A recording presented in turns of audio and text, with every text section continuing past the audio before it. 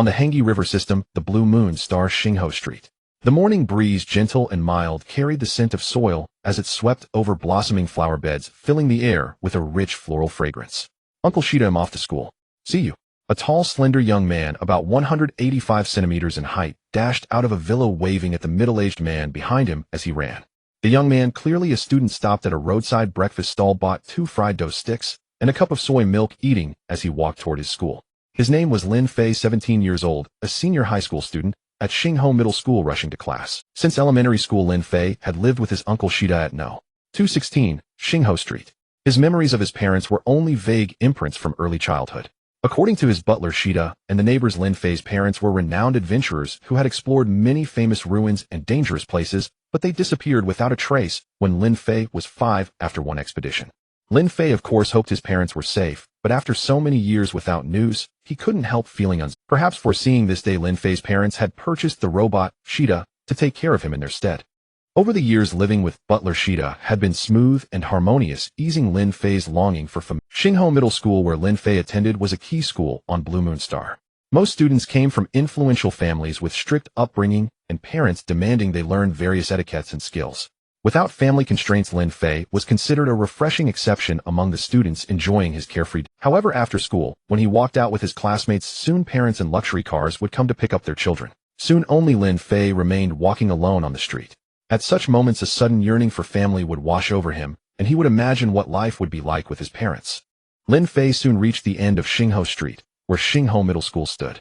Just as he was about to enter, someone suddenly patted him on the back. Lin Fei, you're here early as always. The newcomer was a student, neither tall nor short, neither fat nor thin, neither dark nor fair, with hair of moderate length, speaking in a calm tone and moving at a steady pace. Ichio, it's you. You're also here early. Lin Fei forced a smile and said. Ichio was Lin Fei's classmate and close friend. They had been in the same class since elementary school, growing up together, and their bond needed no explanation. You seem troubled. Care to talk about it? Ichio, like a worm in Lin Fei's belly, knew him inside out. It's just that graduation is coming up in a few days, and I'm a bit confused about the future. Even though Ichio was his close friend, Lin Fei didn't want to say too much. I see. Well, it's up to you how you think. Let's go to class first. There's a physical fitness test this afternoon, but you'll do fine. You always get great results, Ichio said, not prying further, half pushing Lin Fei into the school gate. A gentle southern breeze blew, stirring the hems of their clothes, revealing a beautiful scene of the flowers in full bloom and the people in their youth. Amid the teachers' lectures, the morning quickly passed. After lunch at the school cafeteria and a short nap, it was time for the physical fitness test. The physical fitness test was held monthly, but in senior year it became almost weekly. The reason for this is in 2500 AD, with the advancement of human aerospace and new energy technologies, humans began interstellar migration. During migration, they never stopped trying to contact extraterrestrial intelligent life. In 4500 AD, humans finally made contact with the Ironblood clan, ushering in a new era. But this was followed by nearly 1,000 years of glorious holy war. Although humanity achieved overall victory, localized wars never ceased. In New Year 1687, humanity discovered the God's light, which could grant each adult a superpower. This led to a crucial evolution for humans, ultimately saving them from the fate of enslavement. But the arrival of the superpower age exposed many flaws in human society. Powerful superhumans led their followers into separatist conflicts. Under the oppression of the Vampire Clan, Dragon Clan, and Titan Clan, humans finally achieved unification in New Year 3402, forming the Human Hope Alliance, abbreviated as the Hope Alliance. Humanity was unified, but conflicts between races and within the human race never truly ended. In such a chaotic era, every young person had to serve 2 years of military service after graduating high school. Moreover, humanity discovered from repeated superpower awakenings that those with stronger physiques were more likely to develop powerful abilities. Hence, the physical fitness test was established. Senior high school students approaching adulthood were especially important. The physical fitness test mainly consisted of 3 items: speed test, strength test, and reaction speed test. The speed test was based on the 50-meter dash. The strength test mainly measured punching impact force, and the reaction test was determined by the speed of dodging attacks. Lin Fei followed the testing crowd and first bent down at the starting line of the 50-meter dash, waiting for when the signal gun puffed white smoke, Lin Fei immediately broke into a sprint, accelerating again and again. He finished the 50 meters in one breath, letting out a long sigh of relief. Among the 7 of you, the first place is Lin Fei with a time of 6:12 seconds. The second place is. The timer reported the numbers calmly. Lin Fei nodded. That was his normal performance. The second test was the strength test. He waited in line, put on boxing gloves when his turn came, and struck the sandbag 3 times with his left fist and 3 times with his right. To ensure accuracy, 3 measurements were taken and averaged. After Lin Fei finished, the results displayed: left fist 102 kilograms, right fist 108 kilograms. The third test was the reaction test. It used virtual reality technology. The subject put on VR glasses and wore sensors on their body. The glasses would play images of flying knives shooting toward the subject. The speed and density of the knives gradually increased. Once the test ended, participants needed to last as long as possible. Lin Fei's final score was 23.7 seconds, short but decent among the crowd. Lin Fei, your results are pretty good. You should be able to awaken a decent superpower. His best friend Yautja came over and patted his shoulder as soon as the test ended. Hopefully. But the college entrance exam is coming soon and I can't slack off on studying. Lin Fei let out a breath and said, I plan to awaken my superpower right after the college entrance exam. You have to come with me then. Yautja seemed to have already made up his mind and voiced his idea. The night on Blue Moon Star was exceptionally tranquil. Lin Fei sat in the classroom for evening self-study, pondering a physics problem while deftly twirling his pen. Listening to the chirping of insects in the school flower beds, Lin Ji's thoughts drifted far, far away. Lin Ji vaguely remembered learning to walk as a child under his parents' care, stumbling often, but always getting back up and continuing onward. After that, the impressions of his parents became blurry, replaced by the figure of his uncle Shida. From the very first parent-teacher meeting, Shida always attended, to the extent that those unaware assumed Shida was Lin Fei's father. But all that was in the past. Now on the cusp of adulthood, many of his peers, still muddled, had started falling in love. Lin Fei seemed indifferent to it all, not because he was aloof, but because he simply had no interest. Still, he held on to a longing for love, hoping for a passionate romance in university. With the college entrance exam approaching, evening self-study ended at 10:30 p.m., an hour later than other grades. After class, Lin Fei walked along Xingho Street, dazed by the neon-lit buildings. Xingho Street was one of the few prosperous areas on Blue Moon Star, and Lin Fei's apartment was in a high-end neighborhood. But he knew that without the shelter of his parents, he was merely the vulnerable among the wealthy. It was the weekend. Back home, Lin Fei didn't have to rush his homework as usual. He simply collapsed into bed and fell asleep. The night was deep and Lin Fei sank into a heavy slumber. Time slipped through his fingers like sand, impossible to grasp. Soon it was time for the college entrance exam. Lin Fei would take the exam at his own school, a stroke of luck. No need to adapt to a strange environment or hunt for a hotel. In the days leading up to the exam, Lin Fei maintained a good routine, even adjusting his diet. The college entrance exam was a major hurdle in life, at least for him. In this martial era, the physical fitness test accounted for a significant portion of the exam, gradually catching up with academic scores. On the day of the exam, Lin Fei felt his heart racing, a common issue for most candidates. But after the 3-day exam ended, he could smile confidently, showing he was fairly satisfied with his performance. After the exam came waiting for scores, filling out preferences, and awaiting admission letters.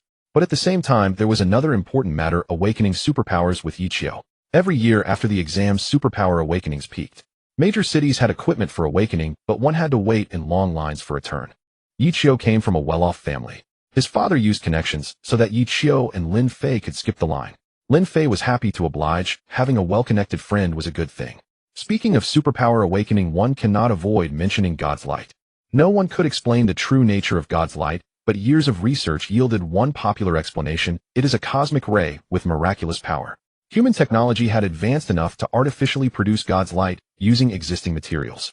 The superpower awakening devices in major cities were essentially God's light generators. By exposing candidates to the light for a period, it altered their physiological structure, granting them specific abilities. On that day, Lin Fei and Yautja, escorted by staff, bypassed the long queue and arrived at the awakening site. Looking at the massive apparatus, Lin Fei felt humanity's rise. After Yautja insisted repeatedly, Lin Fei stepped into the awakening chamber first. The door closed behind him. Inside, snow-white metal walls surrounded him. A fluorescent-like emitter was on the ceiling. As the door closed, the emitter released milky white light. Bathed in the light, Lin Fei immediately felt a warm sensation. Within the light, Lin Fei felt himself transform into a small white orb of energy. In front of him floated a slightly larger blue orb. Lin Fei sensed an intense desire for the blue orb. He surged forward and merged with it. At the moment of fusion, a series of images flooded his mind. In the images, Lin Fei saw his ancestors gradually descend from trees to the ground, repeatedly competing for living space with other species and battling nature. The visions lasted about half an hour. Lin Fei gradually regained control of his body. He felt something new inside, but couldn't pinpoint what it was. Lin Fei had a feeling he had become stronger, but he had no time to ponder as the operator was calling him out. Lin Fei stepped out and approached the operator, who gestured for him to place his hand on a device. Following instructions, Lin Fei infused his newfound power into the device. Instantly, the display read Level 5 Superpowers Superhuman Category Speed Enhancement. Lin Fei understood that in the Ximing Alliance, superpowers range from level 1 to 5, with effects progressively stronger. Obtaining a level 5 ability was closely tied to his physical fitness. But it was said that above level 5, there existed even rarer king-level abilities. Lin Fei showed no emotion about his result. He quietly stepped aside to wait for Yautja's test. Half an hour later, Yautja also emerged from the chamber and placed his hand on the device. This time the device emitted a dazzling white light. King-level superpower, natural category fire control. In an instant, everyone's gaze fell upon Yautja. King-level abilities were extremely rare in the Ximing Alliance, and their bearers were invariably granted full cultivation and elite training. Yautja smiled calmly, exuding grace. Coming from a well-off family, he naturally had a broader perspective and showed no arrogance at acquiring a king-level ability. The others, however, were envious, almost all showing expressions of longing, wishing they had obtained a king-level ability instead. People began discussing Yautja's future. Everyone knew that a king-level ability holder would surely have a bright path. If anyone present remained calm, it was Lin Fei. Lin Fei had long known that despite Yautja's easygoing demeanor, he was incredibly talented. Yautja, congratulations. Lin Fei stepped forward and offered sincere felicitations for his friend's achievement. Yautja stepped forward and bumped fists with Lin Fei, acknowledging the congratulations. Let's go to the training ground to test our newfound abilities, Yautja said, visibly eager to try. On the training ground, Lin Fei and Yautja stood on the track of the training field. The breeze was gentle and the sunlight was perfect. Lin Fei, since your ability is speed, let's test your 50-meter dash performance. Yautja patted Lin Fei on the shoulder. Although Yautja was not very tall, standing at 1.78 meters, it was not difficult for him to pat Lin Fei's shoulder. Lin Fei responded with an acknowledgement and walked to the starting line for the 50-meter dash. Yautja picked up the signal gun and acted as the recorder. When the white smoke from the signal gun emerged, Lin Fei began to sprint, completing the 50 meters in one breath. The training ground had a specialized timer to measure the running time, and the final result was 5.73 seconds. Lin Fei, it seems the speed ability indeed boosts your velocity. You can run within 6 seconds now. Yautja nodded calmly and said, yes, but the ability has just awakened, so the increase in speed is not yet significant, Lin Fei replied placidly. By the way, come with me to test my reaction speed. Yautja nodded in agreement and accompanied Lin Fei to the testing device. Lin Fei put on the sensors and VR glasses and began the test. Time ticked by and finally Lin Fei's score was 27.31 seconds. Lin Fei, I never expected your speed ability to also enhance reaction speed. That's quite formidable. Yautja showed a look of astonishment. Not bad. Since my ability awakened, I see the world more clearly than before. It turns out it's due to the enhanced reaction speed, Lin Fei replied. Since Yautja was not an outsider, Lin Fei had no need to conceal it. Lin Fei understood that ordinary speed ability awakeners do not gain increased reaction speed, which greatly limits their performance. Lin Fei's ability to enhance reaction speed was indeed an advantage. In that case, your speed ability is nearly comparable to a king-level ability, Yautja said, feeling happy. It's hard to say yet. Why don't you try your flame control ability? Lin Fei responded. Yautja nodded then Yautja extended his hand, and a ball of flame formed in his palm.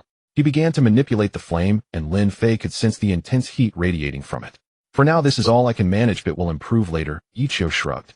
After exchanging a few pleasantries, Lin Fei and Yautja left the training ground and returned to their respective homes.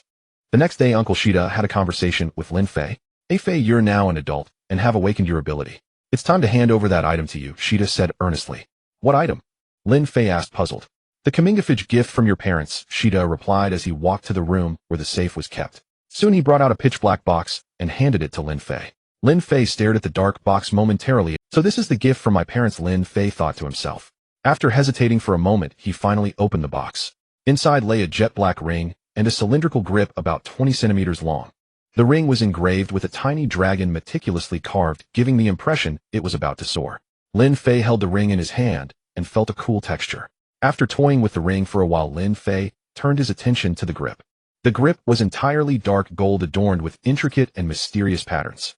Lin Fei stared at the patterns for a while and felt as if his soul was being drawn out, forcing him to look away. This is...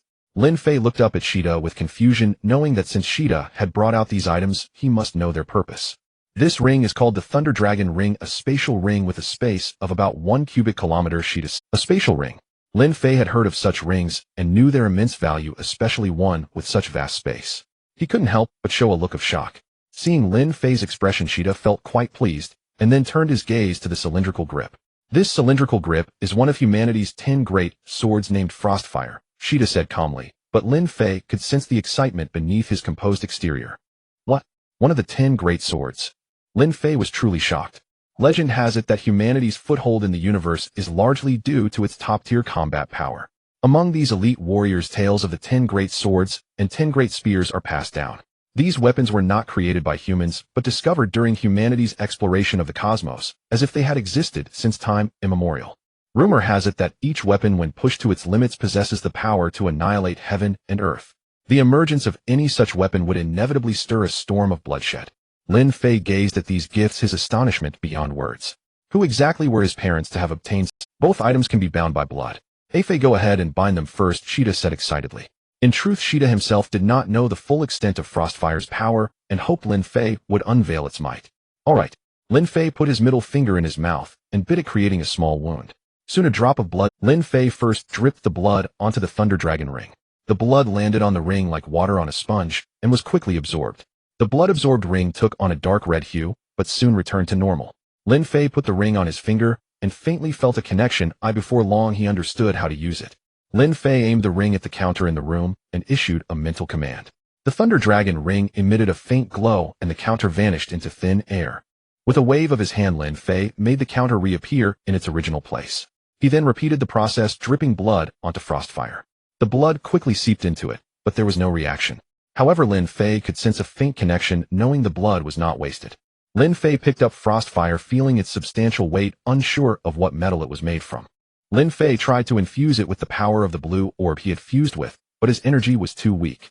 The infusion was like a stone sinking into the sea, stirring no ripple. Lin Fei attempted to store Frostfire in the Thunder Dragon ring, but failed, so he had to tuck it at his waist. Uncle Sheeta, with my current power, I can't use Frostfire, Lin Fei said, somewhat disappointed. It's normal that you can't, you've only just awakened your ability, Sheeta said understandingly. Uncle Sheeta, I plan to buy a nutrient pod to prepare for joining the military, Lin Fei stated. Lin Fei said, a nutrient pod? Sure, if it can enhance a Fei's strength, Uncle will definitely support it. Sheeta said without hesitation, your parents left some money back then. After all these years, there's still some left. Apart from necessary daily expenses, we have about 300 alliance credits. Alright, Uncle, let's go buy the nutrient pod tomorrow. Having obtained Zai's approval, Lin Fei was elated. The eastern sky revealed a pale fishbelly white, and at the edge of the horizon, several pristine white clouds appeared, resembling soft cotton or the flushed cheeks of a beauty. Gradually veiled by the clouds, the sun revealed its elusive silhouette, and a rosy glow spread across. Suddenly the sun could no longer hide itself. It lifted its massive face in the east, radiating a blaze of brilliant light, dyeing everything in a crimson hue. Before long, the fiery red sun leaped above the horizon, and in an instant the distant buildings, the greenery on the medians, the trees lining the streets, all donned a coat of colors. The dewdrops on leaves and grass blades shimmered like diamonds, exceptionally dazzling, pure, and enchanting. Lin Fei got up, washed up, had a simple breakfast, and then went out with his uncle Sheeta to buy the nutrient pod. The store selling nutrient pods was on Qingyang Street in Lanyue Star, several dozen kilometers away from Xingho Street, where Lin Fei lived. Therefore, Lin Fei deliberately called a car for the trip. Although it was now the era of superpowers, automobiles had not vanished. On the contrary, thanks to advancements in new energy technology, various new energy vehicles were flourishing. At 10 in the morning, Lin Fei arrived before a tall building about 30 stories high and roughly 100 meters. Seeing the words Mingfei Technology on the building, Lin Fei knew he had come to the right place. He casually walked into the showroom, and the receptionist warmly greeted him. After explaining his purpose, the salesperson introduced several types of nutrient pods. Grade: large volume, low nutrient absorption efficiency, price 100 alliance credits. Grade: medium volume, low efficiency, 200 alliance credits. Grade: small volume, low efficiency, 500 alliance credits. A grade: small volume, medium efficiency, 100 alliance credits. Grade: small volume, high efficiency, 200 alliance credits. Adhering to the principle of buying the best, Lin Fei resolutely chose the Scrade pod and then requested to purchase nutrient fluid. The salesperson introduced the following nutrient fluids. Grade: low body modification capability, 100 alliance credits per portion. Grade: medium, 200 credits. Grade: relatively high, 500 credits. A grade: very high, 100 credits. Lin Fei pondered. He had 3 months of free time after the college entrance exam. Taking one portion daily would be nearly 100 portions. He still had about 100 alliance credits left. Should he set aside some money for other plans? He began to hesitate. Lin Fei's gaze wavered between grade and a grade nutrient fluid. Time ticked by, yet he still couldn't make it up. Just as the salesperson was about to prompt him, Lin Fei steeled himself and said, "Give me 100 portions of a grade nutrient fluid." The rest was simple. The nutrient pod came with a dedicated delivery service. Lin Fei and Shida rode in the delivery truck back home. Back home, Lin Fei instructed the after-sales staff to move the nutrient pod into his bedroom and set it up, then let them leave. Lin Fei's bedroom was spacious, easily accommodating a small pod. The after-sales staff, being power ability users, had no trouble lifting it. With everything ready, Lin Fei decided to formulate a training plan for the summer vacation. After much deliberation, he came up with the following: wake up at 6:30 am. Finish breakfast by 7, then go out and run 3 laps along Xingho Avenue. The full length is 10 kilometers, so 3 laps total 60 kilometers. At noon, eat a specialized nutritious meal. In the afternoon, do 5 sets of push-ups, 100 each, and 5 sets of sit-ups, 100 each. Lin Fei was a speed ability user, not particularly strong in strength.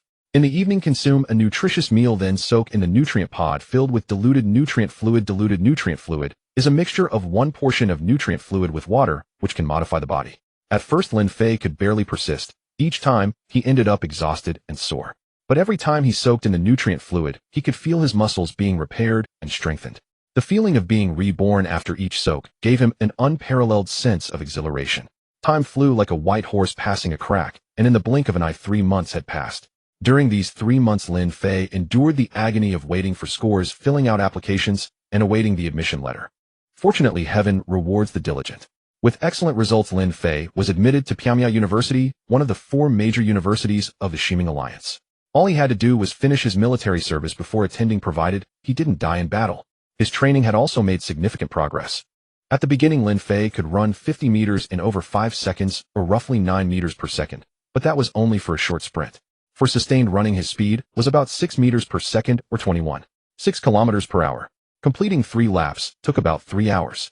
3 months later, Lin Fei's improvement was remarkable. His sustained running speed had increased to 15 meters per second, or 54 kilometers per hour. Eventually, running 3 laps along Xingho Avenue no longer met his training intensity, so he gradually increased to 7 laps.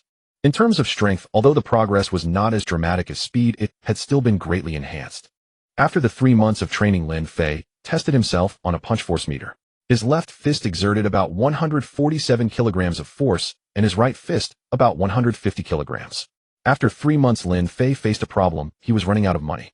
He had spent almost all the family savings on the nutrient pod and nutrient fluid, leaving only enough for daily expenses. This meant that if he wanted to do anything else, he would have to earn money himself. Fortunately, the military service he was about to enlist in was paid. After packing his luggage, Lin Fei let out a long sigh and thought to himself, "Military, here I come." Year 2192, September 6th of the all races calendar. Today was a special day, the day when male high school graduates enlisted for military service. The enlistment registration lasted for 3 days, and the scene was bustling with excitement. Countless young men waved farewell to their parents and embarked on this glorious path. Among the bustling crowd, there was a tall, thin man carrying a large bundle. His slender frame, paired with the oversized bundle, looked rather incongruous. If anyone else had known that the man's bundle contained frostfire, one of the 10 great swords of bloody storm would have erupted despite the constraints of law. The young man paid no attention to the stares of others. Instead, he scanned the registration area, searching for something. This person was none other than Lin Fei, who had come to enlist. Lin Fei's bundle contained only his everyday change of clothes. Originally, Lin Fei could have stored all these items in his spatial ring, but he thought that if others knew he had a spatial ring, it would inevitably cause unnecessary trouble, so he didn't do it. After all, Lin Fei understood the principle of having a treasure invites trouble. This approach earned Lin Fei great praise from his uncle Shida, who commended Lin Fei for being cautious and predicted that he would achieve great success in the future. Although Lin Fei thought it was nothing special, he was still happy inside. After all, being recognized was a good thing. Before long, Lin Fei spotted a remote corner where a few people were standing to register, and a look of joy appeared on his face. Lin Fei hurried over in quick strides and looked at the banner above, Fire Ant Corps Recruitment in the Abandoned Chaos Lands. He thought to himself, finally found it.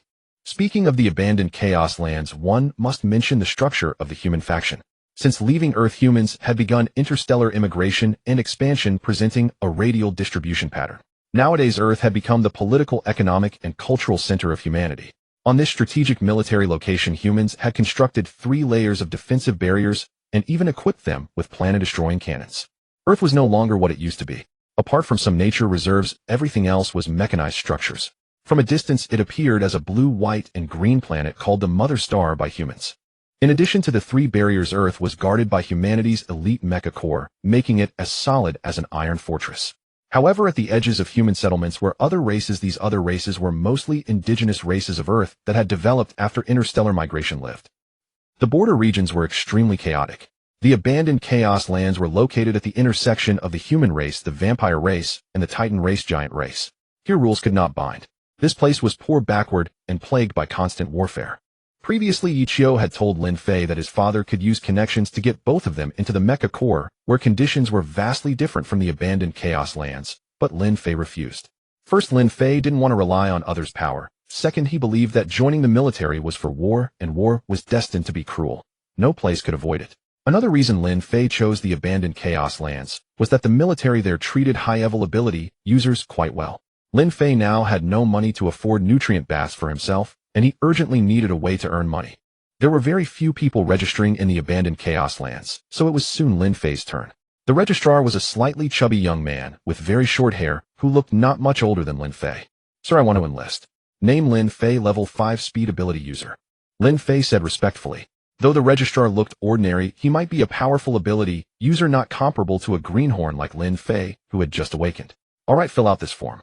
The young man raised his head, glanced at Lin Fei, and seemed somewhat surprised by Lin Fei's identity as a level 5 speed ability user. Lin Fei quickly filled out the form and handed it to the young man. The young man told Lin Fei to assemble here in 2 days, and a special spaceship would take them to the abandoned chaos lands.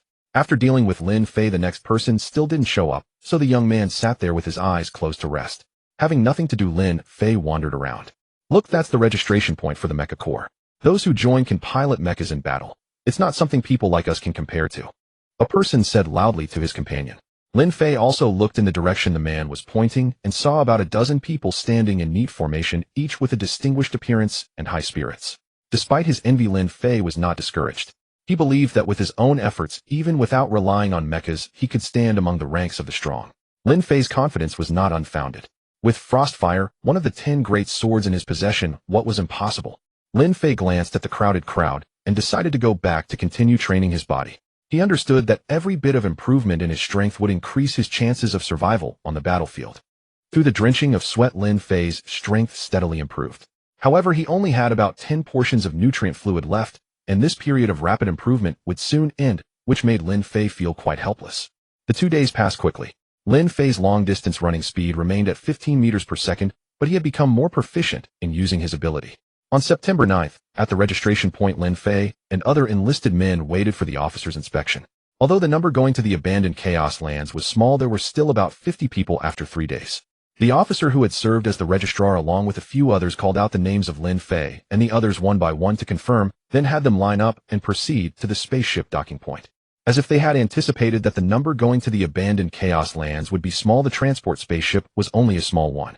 Lin Fei had long heard of the Fire Ant Corps he was joining. It was one of the 5 major armies of the Shi League, divided into the Red Fire Ant Corps and the Black Fire Ant Corps. However, while communicating with fellow travelers, Lin Fei learned that this time he was only joining an auxiliary unit of the Fire Ant Corps, not the main Fire Ant force.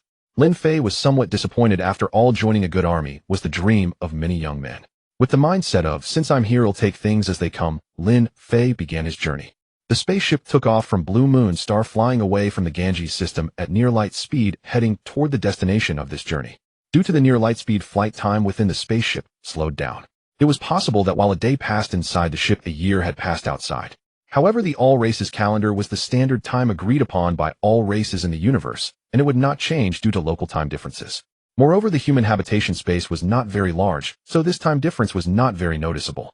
While the outside world churned with constant change, Lin Fei remained in his quarters aboard the spaceship, calmly contemplating the future. On this trip, he had stored the nutrient pod inside his Thunder Dragon ring, intending to use it when special circumstances arose. He placed the remaining 10 doses of nutrient solution neatly beside the pod, deciding not to use them immediately, but to reserve them for future moments of significant breakthrough. Lin Fei sat cross-legged on his bunk, eyes slightly closed, his consciousness observing the changes within his body. In his perception, there was a blue shimmering orb, the same one he had sensed when his ability first awakened.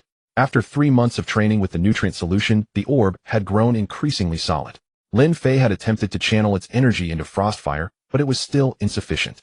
Adjusting his breathing, Lin Fei entered a state of calm, his mind envisioning the military life that lay ahead. Time aboard the ship passed swiftly. A month outside felt like less than a day to Lin Fei. Sensing the ship decelerating, Lin Fei rose from his meditative state and walked to the window to observe the external scenery.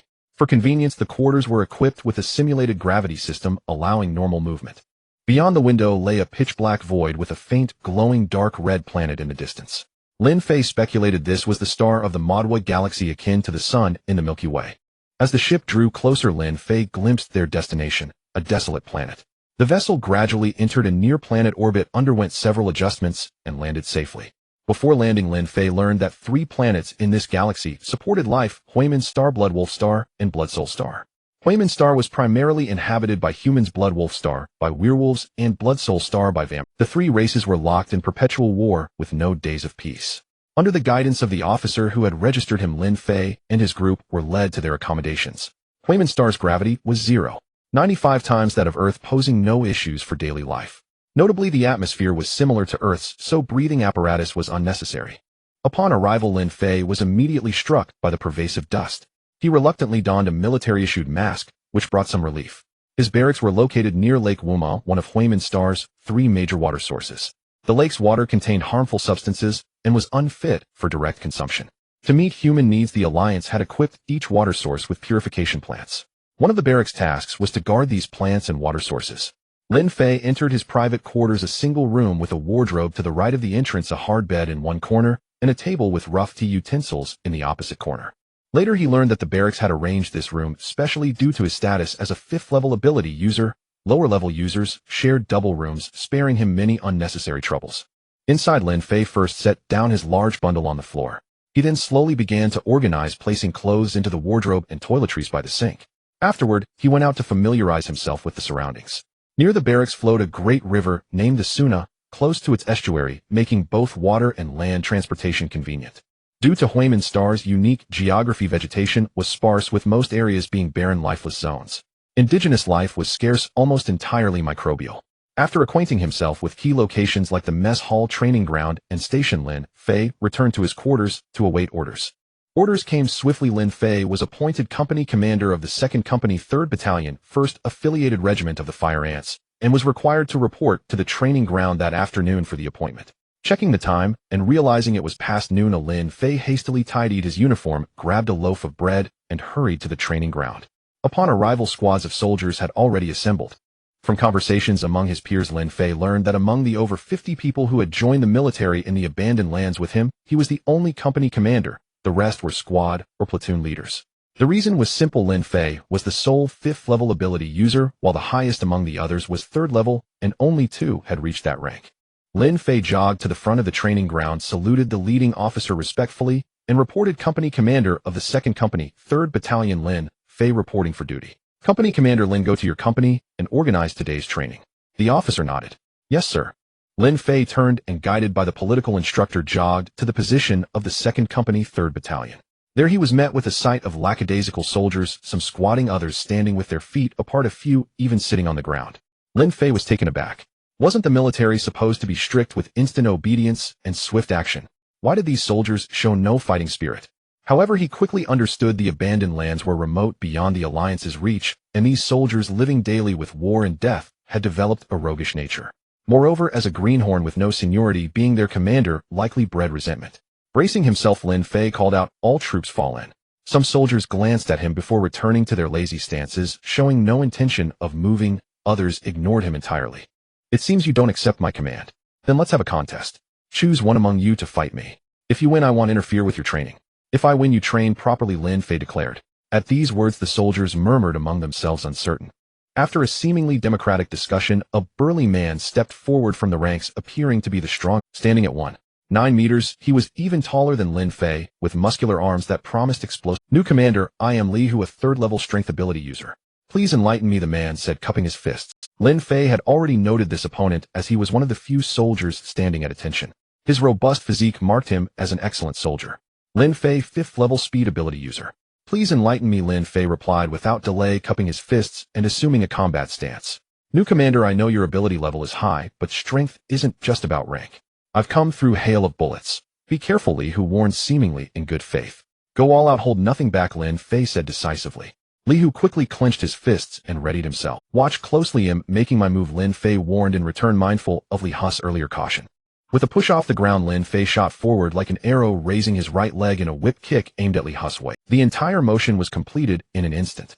Li Hu barely managed to raise his arm in defense before Lin Fei's kick landed. Momentum equals speed times mass. Though not a strength ability user, Lin Fei's high-speed charge gave his whip kick considerable force. Li Hu, absorbing the full impact, felt a tremendous force and was sent flying backward, landing in a parabolic arc unconscious. One strike. Just one strike. Li Hu defeated. The soldiers of the second company gaped in shock. They knew Li Hu's strength, yet he couldn't withstand a single whip kick from Lin Fei. Observing the soldiers' reactions, Lin Fei knew his goal was achieved. He had intimidated them. Since you've lost, train hard. Understood? He commanded firmly. Yes, Commander. Having witnessed Lin Fei's power, the men shed their roguishness and replied earnestly. It was no surprise, as respecting the strong was a military law. Where is the deputy commander? Lin Fei barked. Reporting, Commander, you just knocked him out. A soldier in the front row said. Lin Fei rubbed his head in mild chagrin. This was a problem. He didn't know the company's usual training routine, and without the deputy, he was at a loss. What combat techniques do you know? Tell me, Lin Fei said. Combat techniques were skills created by human masters used in conjunction with abilities to enhance combat power. However, learning advanced techniques was costly. Reporting, Commander, were low-level soldiers with little chance to learn many techniques. We only know the military boxing widely taught in the army. Of course, the deputy commander spent years of savings to learn the Tiger Roar fist, but he's unconscious now. In that case, everyone practice military boxing, Lin Fei ordered. Lin Fei, having only recently awakened his ability, knew little of the ability world beyond what he heard in conversations. Having them drill military boxing served both as training and a chance for him to observe combat techniques up close. Though these soldiers had a roguish streak, they had been through battles, and they performed the military boxing with impressive. Inspired by the boxing, Lin Fei longed for a combat technique of his own, which would greatly enhance his strength. And so, amidst the practice of military boxing by the 2nd Company 3rd Battalion, Lin Fei spent his first day of military life. Early the next morning, when the dark red sun of the Mado Galaxy had half emerged, Lin Fei got up for his morning exercise. The early morning was the most precious time of the day. Although Huimin Star had a harsher environment compared to Blue Moon Star, Lin Fei did not want to miss this period. It was roughly summer on Huimin Star, and the air was thick with sweltering heat. Lin Fei changed into a set of shorts and a t-shirt, put on his running shoes, draped a towel around his neck, and went out for a morning jog. Having familiarized himself with the surroundings of the military camp, Lin Fei was no stranger to the jogging route. He planned to run upstream along the Suna River, heading to a large bridge that spanned the river about 10 kilometers upstream. The bridge, called the Sudirman Bridge, was a transportation hub connecting the two sides of the Suna River. Lin Fei crossed the river at the Sudirman Bridge, then ran downstream on the other side of the Suna, completing a loop back to the camp, a total of over 20 kilometers. Under the glow of the morning sun, Lin Fei maintained a steady speed of 45 kilometers per hour and returned to his living quarters in half an hour. By then, a young officer was already waiting nearby. Company Commander Lin, the regimental commander, asked me to give you something, the officer said, handing Lin Fei an object wrapped in red cloth. Lin Fei took the item, weighing it in his hand. It felt quite heavy, but he did not open it immediately. Brother, would you like to stay for a cup of tea? He asked. No need, the regimental commander is waiting for my report, the officer replied. Without hesitation, he cupped his fist in salute to Lin Fei and left.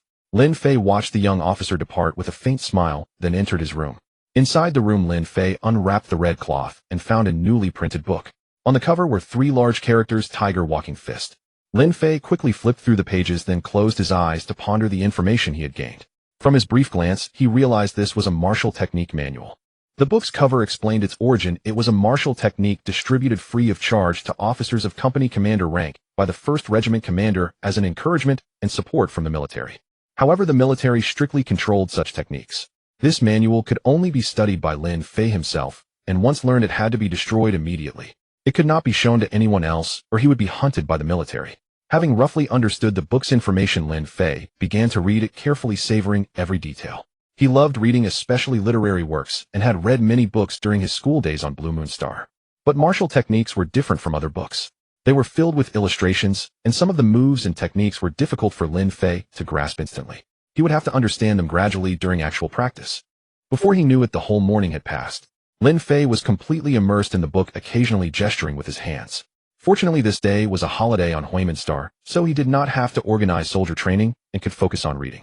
Over the course of the morning, Lin Fei also understood the characteristic of this technique. It was a combination of footwork and punching, requiring the practitioner to master basic dodging and shifting movements while delivering punches to strike the opponent. Lin Fei felt that the regimental commander had specially chosen this technique for him because he was a speed-type ability user, making his movement speed his greatest strength. Interestingly, this tiger walking fist and the tiger roar fist practiced by Li Hu of Lin Fei's company were both derived from the same creator, a human powerhouse named Shi Hu. Though these two techniques were only low-level, anyone capable of creating a martial technique was an extremely formidable existence even for the lowest-level techniques. Lin Fei specifically looked up information about Shi Hu and learned that he had died in battle against the Iron Blood clan. He could not help but feel a pang of regret. The Iron Blood clan was the first alien race discovered by humanity. Logically, relations should not have been too bad, but they were determined to enslave humanity, leaving no room for negotiation. After lunch, Lin Fei went to the training ground and began practicing the tiger walking fist according to the manual. The essence of tiger walking fist lay in the word walking, how to dodge in various situations and find the optimal attacking position. In comparison, the punching requirements were less demanding, focusing on basic straight punches, hooks, long punches, and inch punches. However, combining footwork with punches was a major difficulty of the technique. In high-speed combat, deciding which punch to throw at which moment was extremely challenging.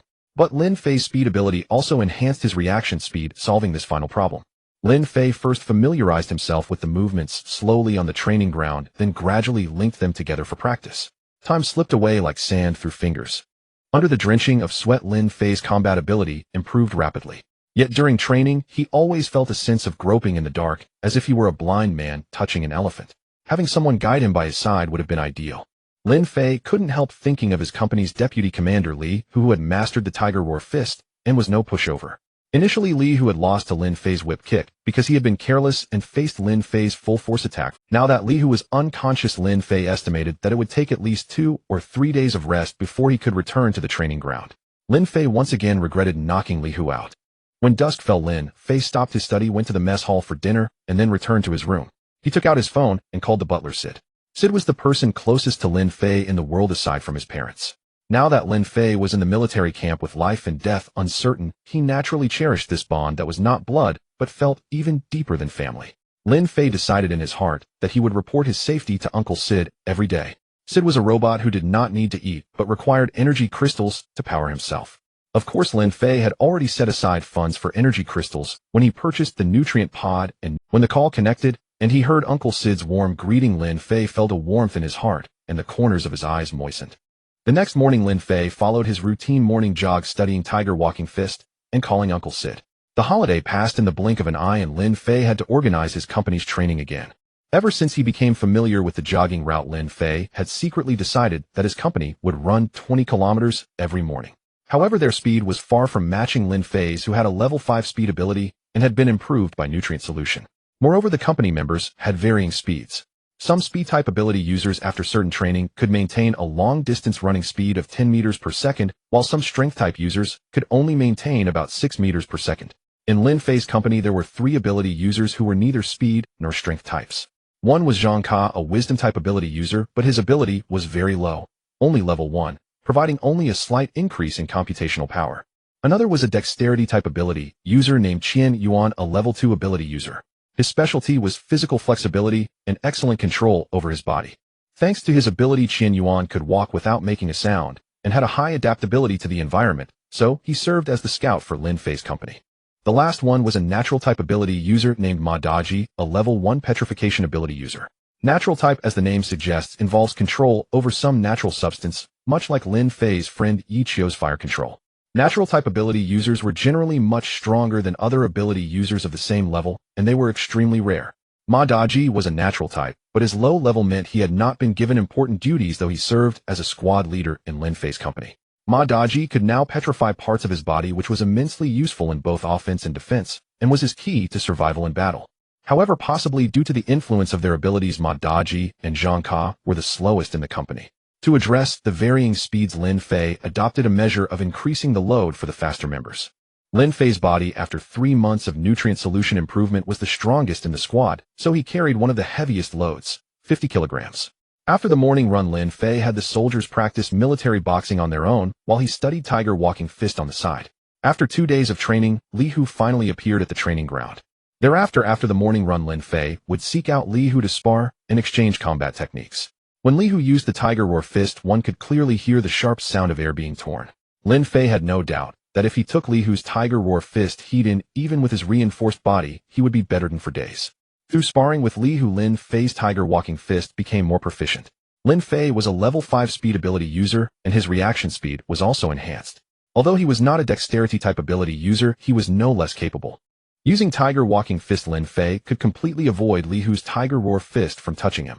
Meanwhile, Lin Fei's fast punches carried considerable power, posing a significant threat to Li Hu. To master Tiger Walking Fist more quickly, Lin Fei, in addition to daily training, would go out alone at night to practice his footwork in secluded areas. Lin Fei understood that there were many powerful people in the world, and his path to becoming a strong man was still long. Through exchanges with Li Hu, Lin Fei also learned the origins of Tiger Roar Fist and Tiger Walking Fist. In fact, Senior Sure, who had first created the Tiger Roar Fist, but later discovered its glaring weakness, poor mobility. So he spent several years summarizing footwork patterns and created the Tiger Walking Fist.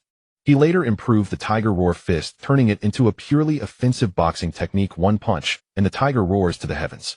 The weather on Huimin Star was mostly gloomy, with thick, low, grayish or turbid clouds filling the sky.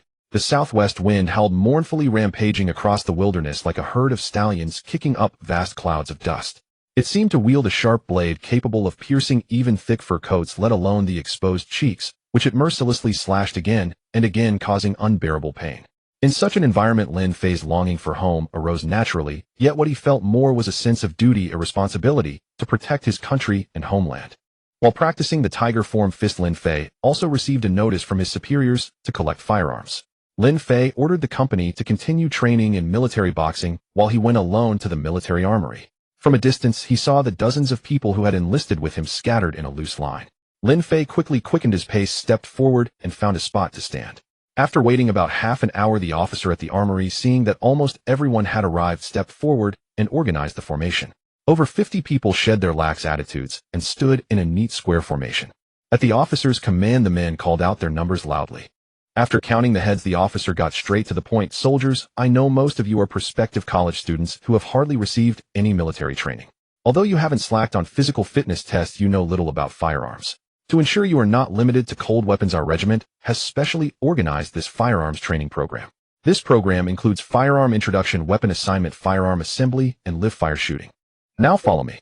The armory officer walked into a room, had Lin Fei and the others sit down, turned on a projector, and began explaining the history of firearms.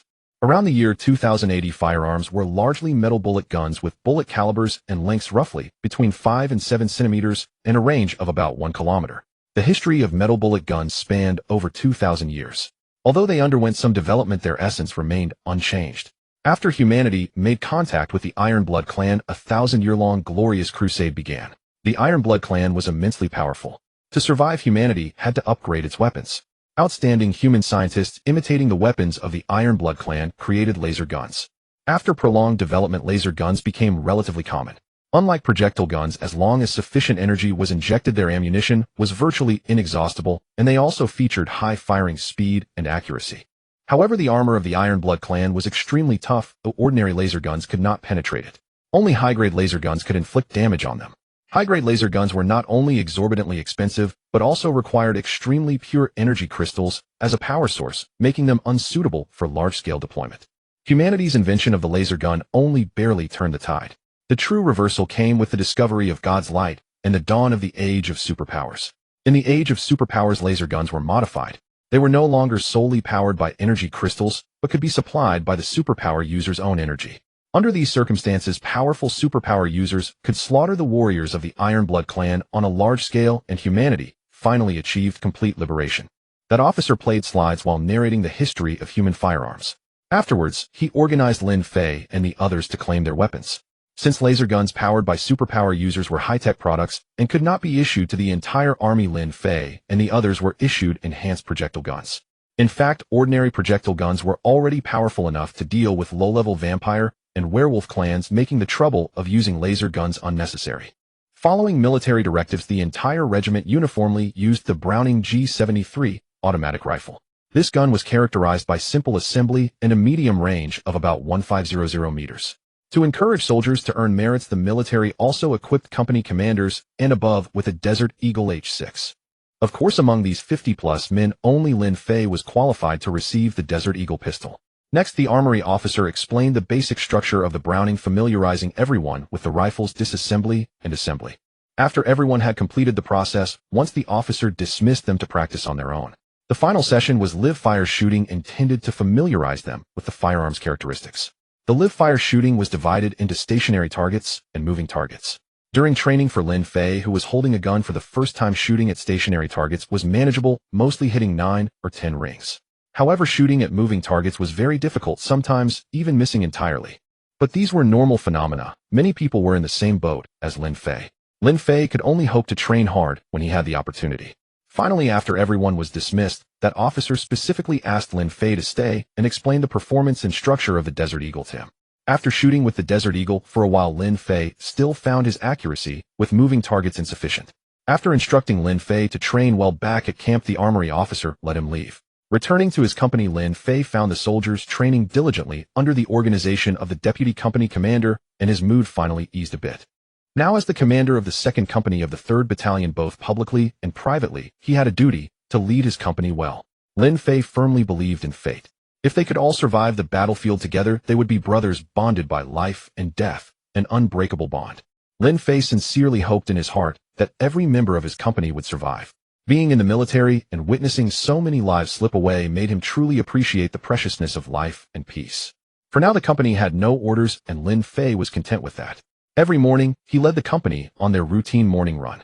After the morning run, he organized the company to practice military boxing, while he himself practiced the tiger form fist with Li Hu. However, in addition to practicing the tiger form fist, Lin Fei added shooting training on moving targets. Lin Fei deeply understood that on the battlefield the enemy would not stand still for you to shoot, so accuracy with moving targets was crucial. To maintain his company's combat effectiveness, Lin Fei specially requested that the company members shoot 1 magazine of bullets each day to practice their marksmanship. This peaceful life lasted about half a month before Lin Fei received his first mission since becoming the commander of the 2nd Company of the 3rd Battalion. This peaceful life lasted about half a month before Lin Fei received his first mission since becoming the commander of the 2nd Company of the 3rd Battalion. That day, the biting southwest wind swept across the land, and the dust it kicked up blurred even the dark red star. Lin Fei went to the regimental commander's office, entered, and saluted the commander with a standard military gesture. Lin Fei held genuine respect for the regimental commander. Anyone who could attain the position of regimental commander must possess formidable strength and must have rendered great service to humanity's freedom. How could Lin Fei treat such an existence lightly? You are Lin Fei, a level 5 speed superpower user. That's a rare sight in our auxiliary regiment. The regimental commander first chuckled, not mentioning the mission. Regimental commander, I am Lin Fei. May I ask what task you have summoned me for? Lin Fei declared in a clear voice. To show respect, he was very careful with the pronunciation of each word. Hey, race the situation. We've recently received intelligence that a pack of werewolves has infiltrated our Huimin star, burning, killing, and looting, seizing one village after another. Now you are ordered to lead your troops with my warrant to eliminate these werewolves. Local police will assist you. The regimental commander said, his tone flat, clearly accustomed to such incidents. Understood. Lin Fei saluted again. May I ask the strength of these werewolves? Lin Fei understood that these werewolves must have some backing to dare commit atrocities on a human planet. Don't worry. According to preliminary reconnaissance, they seem to be a werewolf suicide squad, all low-level werewolves. Of course, I will provide you with detailed intelligence, the regimental commander said, without hesitation, as if expecting Lin Fei's question. Then I'll trouble you, commander. Lin Fei withdrew from the room, his mind swirling with thoughts. Lin Fei knew that werewolves were divided into 8 levels: low-level, elementary, subordinate, intermediate, high-level, special grade, peak, and werewolf king. Werewolves mostly fought in close combat, and were not adept with firearms, but their physical defense and attack power were astonishing. Although the data indicated these were only low-level werewolves, Lin Fei felt no relief. Setting aside the terrifying combat prowess of werewolves, the name Suicide Squad alone was enough to give him pause. Those called a Suicide Squad were all prepared for certain death, causing their physical functions to perform beyond normal limits. Lin Fei could almost see his company firing at a pack of werewolves, but the bullets hitting their bodies weren't enough to kill them. The werewolves surged forward relentlessly, tearing his soldiers apart. Both sides would fight for victory with blood and lives. If that happened, even if his company won, the casualties would be devastating, something Lin Fei did not want to see. The intelligence from higher-ups quickly reached Lin Fei. He went to his room, turned on his computer, and reviewed the information about this mission, racking his brains to formulate a battle plan. At this moment, Lin Fei truly felt the weight of his responsibility. He bore the lives of the entire company. Although they had been disrespectful to him when they were strangers, after getting to know each other, they had developed feelings, and everyone trained earnestly. Thinking that the soldiers in his company all had families and longed to report their safety to their families every day, Lin Fei felt a pang of bitterness.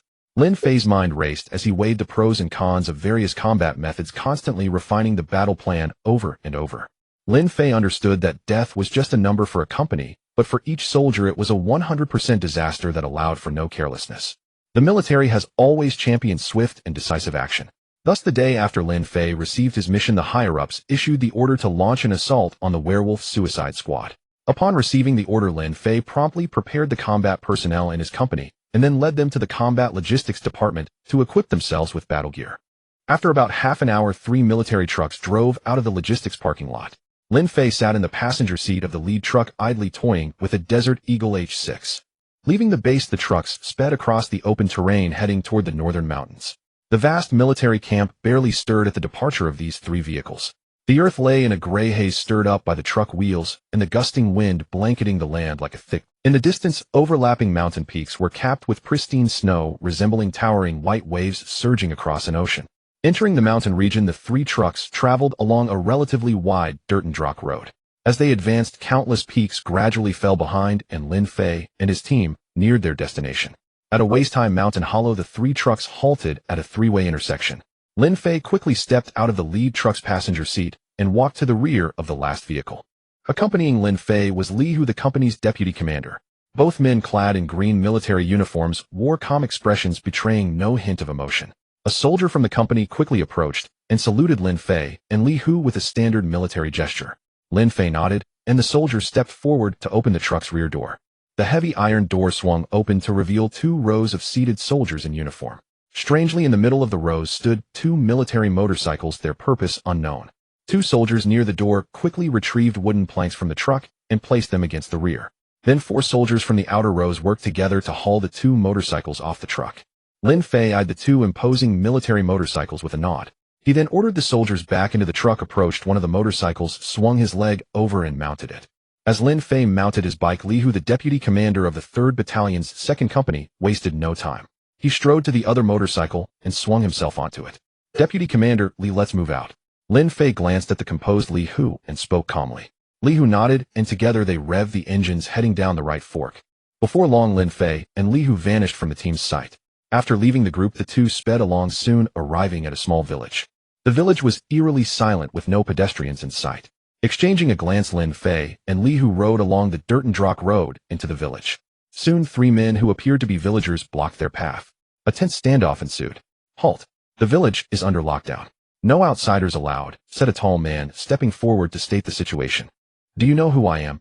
Li Hu asked, his tone tinged with arrogance and self-importance. "It doesn't matter who you are. You cannot proceed further," the tall man insisted, showing no sign of backing down. Li Hu, however, was unimpressed. He dismounted from his motorcycle and strode toward the 3 men. Seeing Li Hu approach with a menacing air, the 2 men behind the tall man grew flustered, though the tall man himself managed to maintain a semblance of calm. "What do you think you're doing?" the tall man asked, cautiously eyeing Li Hu, who was no less imposing in stature. Without a word, Li Hu raised his fist and drove a heavy punch laced with a sharp whoosh straight at the tall man's face. Caught off guard, the man crumpled to the ground, bloodied. "Teaching you a lesson," Li Hu said, unhurried, like a brawler savoring the moment. The remaining 2 men, enraged, immediately assumed fighting stances. "Fine. It'll make you pay with your lives," the tall man growled, staggering to his feet, after a moment wiping the blood from his lips. Rage burned in the tall man's eyes. With those words, he quickly hunched over, his body beginning to swell. In moments, he transformed into a massive, ferocious wolf, its gaze locked onto Li Hu. The other 2 men soon shifted into wolf forms, as well, though slightly smaller than the leader. The wolf that was the tall man let out a gnashing sound and lunged at Li Hu. Just as the wolf leaped high into the air, a figure in green shot into its path, delivering a powerful roundhouse kick that sent the wolf flying backward. "You're no match for us," Li Hu taunted, beckoning the remaining 2 wolves with a curl of his finger, his tone on. The 2 wolves howled at the sky, then fixed their wary gazes on Li Hu and Lin Fei. As they howled, Lin Fei and Li Hu heard a cacophony of hurried footsteps from deep within the village. They realized the wolves were summoning reinforcements. From the number of footsteps, Lin Fei estimated that about a dozen wolves were approaching. He exchanged a glance with Li, who then retreated to his motorcycle. By then the wolf Lin Fei had kicked had recovered. Seeing Lin Fei and Li, who preparing to flee, it dashed toward, but it was too late. Lin Fei and Li, who had already started their motorcycles, executing a sharp turn and speeding away into the distance. The nearest wolf soon arrived at the scene of the skirmish. Enraged, the lead wolf howled to its pack, and then gave chase in the direction Lin Fei and Li, who had fled. The remaining wolves followed without hesitation, hot on the trail of their leader. Once on the motorcycles, Lin Fei and Li, who began their escape. The road was winding and uneven, and the motorcycles struggled with turns, allowing the wolves to close the gap on the curves. Whenever the wolves drew near, Lin Fei would fire his desert eagle at them, attempting to halt their pursuit. After a prolonged chase, the two fled into a hollow. The hollow was flanked by cliffs on three sides, with only the entrance as an exit. In their panic, Lin Fei and Li, who had stumbled into this dead end. As Lin Fei and Li, who stopped their motorcycles against the cliff face, the pursuing wolves poured into the hollow, slowly encircling them, as if to tear them apart. The leading giant wolf let out some whining sounds, as if mocking Lin Fei and his companion's predicament. Having dismounted from their motorcycle, Lin Fei and his companion were encircled by over a dozen giant wolves, retreating step by step until their backs pressed against the cliff face, their situation dire. The leading giant wolf lowered its body slightly, poised to lunge and strike. Strangely enough, though, Lin Fei and Li, who found themselves cornered with no escape, their faces betrayed little panic, as if they harbored no concern for what was to come. Seeing the giant wolf about to attack, Lin Fei remained unruffled, drawing a flare gun from his waist and firing a shot into the sky. A firework soared into the heavens, followed by an explosive bang that echoed conspicuously through the sparsely populated mountain region. The giant wolves were startled by Lin Fei's action, yet their eyes still gleamed with ferocity as they fixed their gaze on the two men. Soon the roar of engines sounded from outside the depression. Before long, three massive military trucks blocked the exit, sealing off the giant wolves' only escape route. Fully armed soldiers who had been waiting in ambush swiftly took up combat positions behind the barricade formed by the trucks, their Browning automatic rifles' dark muzzles trained on the giant wolves. At that moment, a faint smile inadvertently crept across Lin Fei and Li Hu's faces. Everything had gone smoothly. They had successfully lured this pack of werewolf suicide squad into the pre-planned battlefield. The leading giant wolf glanced back at the soldiers behind, then lunged at Lin Fei and Li, who intent on tearing them apart, even if it meant never escaping the depression. Lin Fei and Li, who kept a vigilant eye on the giant wolf's movements. As it leaped high into the air, they pushed off the ground with their feet and dashed toward the soldiers. The surrounding giant wolves quickly reacted, launching attacks at Lin Fei and Li Hu. Simultaneously, the soldiers of the 2nd Company 3rd Battalion opened fire on them. Once in motion, Lin Fei fully leveraged his reaction speed to evade most of the giant wolves' lunges, employing the techniques of a tiger fist to keep the beasts from harming him immediately. Li Hu's approach was more direct. Whenever a giant wolf pounced, he met it with a single punch, and every wolf struck by his fist retreated with a pained howl.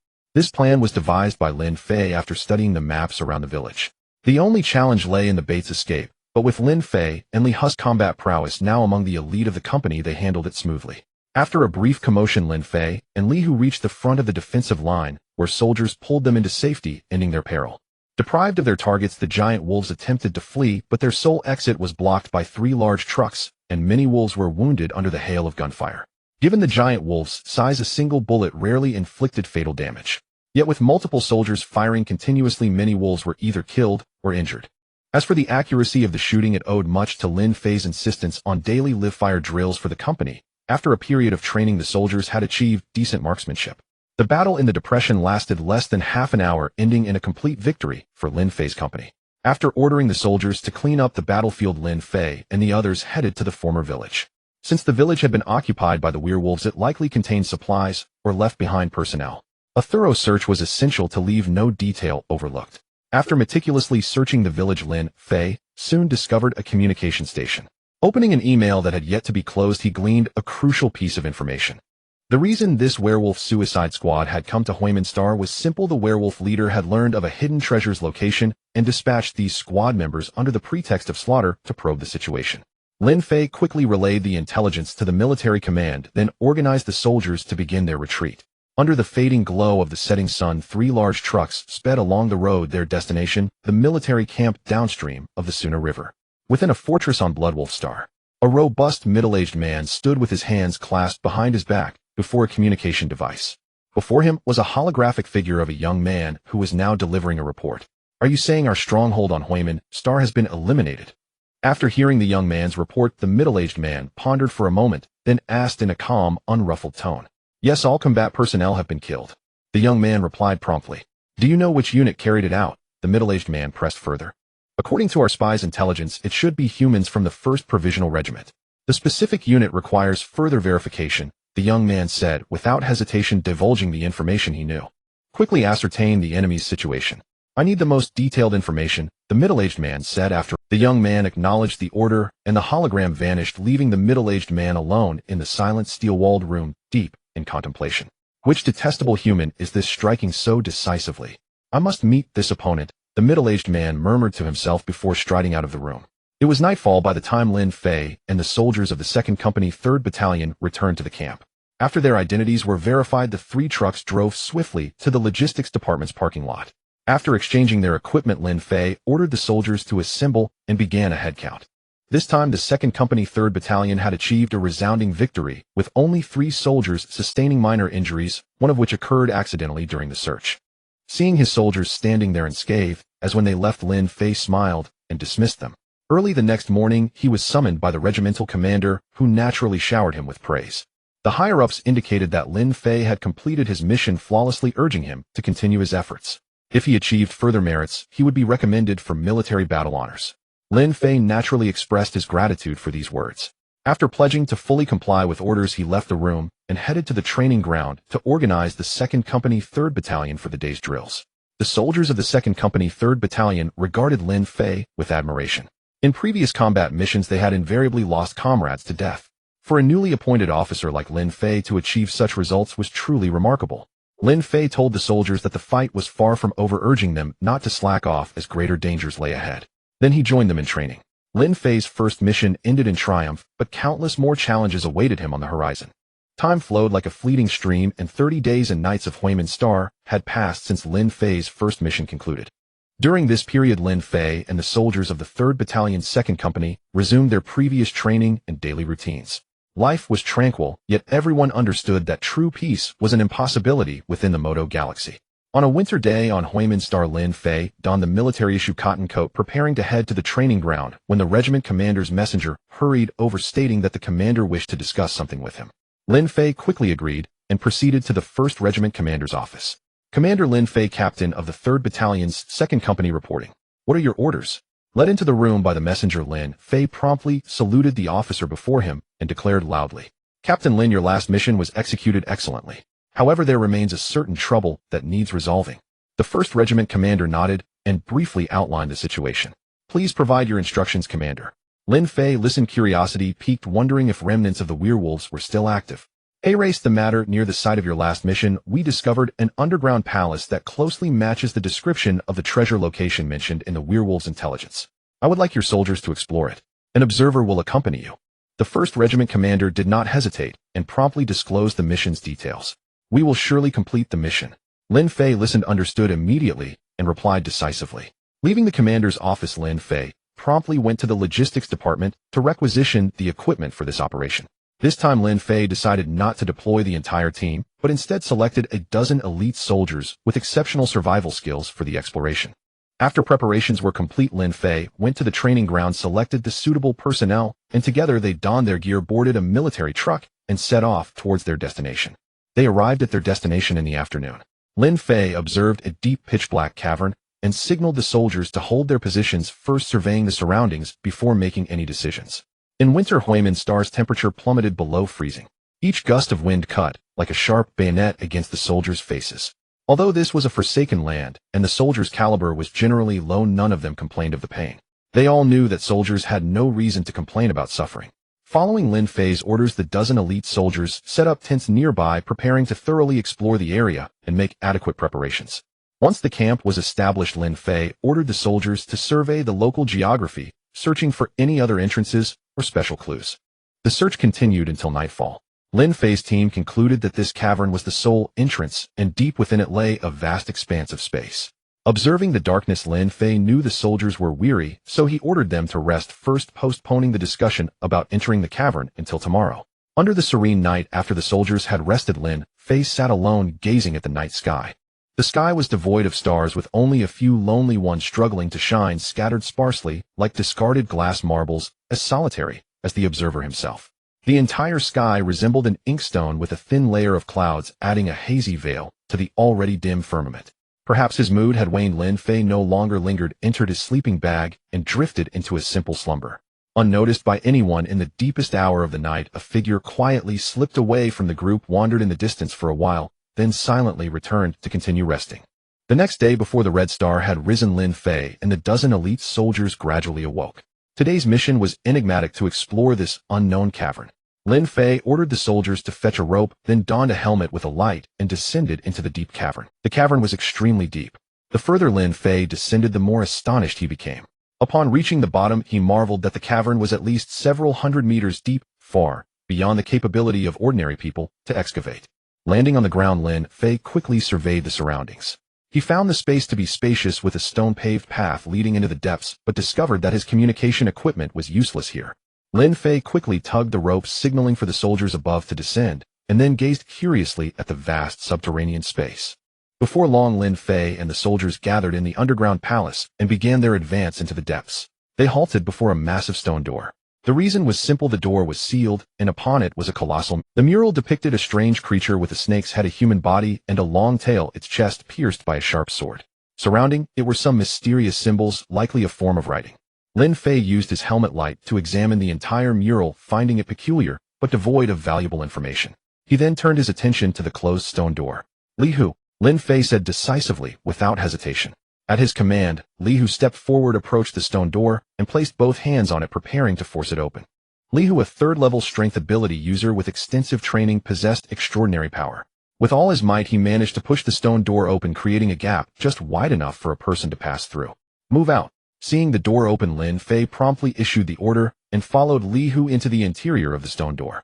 Inside, Lin Fei quickly realized it was a tunnel quite spacious, about 3 meters high.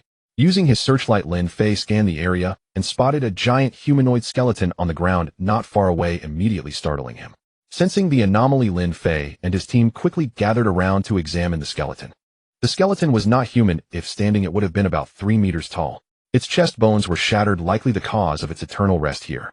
Lin Fei glanced at his companions, reading astonishment in their eyes, then decided not to linger and continued their advance into the depths. After proceeding for some distance, Lin Fei's team discovered a massive weapon rack holding swords, blades, and spears, all of enormous size, presumably designed for beings as colossal as the skeleton, leaving Lin Fei and the others somewhat exasperated. Navigating through several forks, Lin Fei arrived at a vast stone chamber. Shortly after, he felt the ground beneath his feet give way slightly, instantly realizing something was amiss. As expected, a massive stone slab descended from the ceiling. Lin Fei and his team hastily dodged, narrowly avoiding it, but were split into 2 groups. Lin Fei glanced at the surrounding personnel and realized he had been separated from Li Hu. A sense of relief washed over him, for Li Hu's group was organized enough to handle many unexpected situations. Lin Fei and his group continued to grope their way forward, treating this mysterious underground palace with great caution. "Scout Qian, what are you doing?" As the group advanced cautiously, the agile ability user Qian Yuan stealthily slipped into a corner, scratching some marks on the wall. Lin Fei happened to witness this and questioned him. "Company Commander Lin, I'm sorry, but I had no choice. My family member is gravely ill and needs a lot of money," Qian Yuan said, clutching his head in anguish as his companions gathered around. "Tell me who you're contacting. There might still be a chance to make amends." Lin Fei looked at Qian Yuan and spoke. "It's the werewolves. They promised me a reward once the deed is done." After a mental struggle, Qian Yuan confessed. "I understand.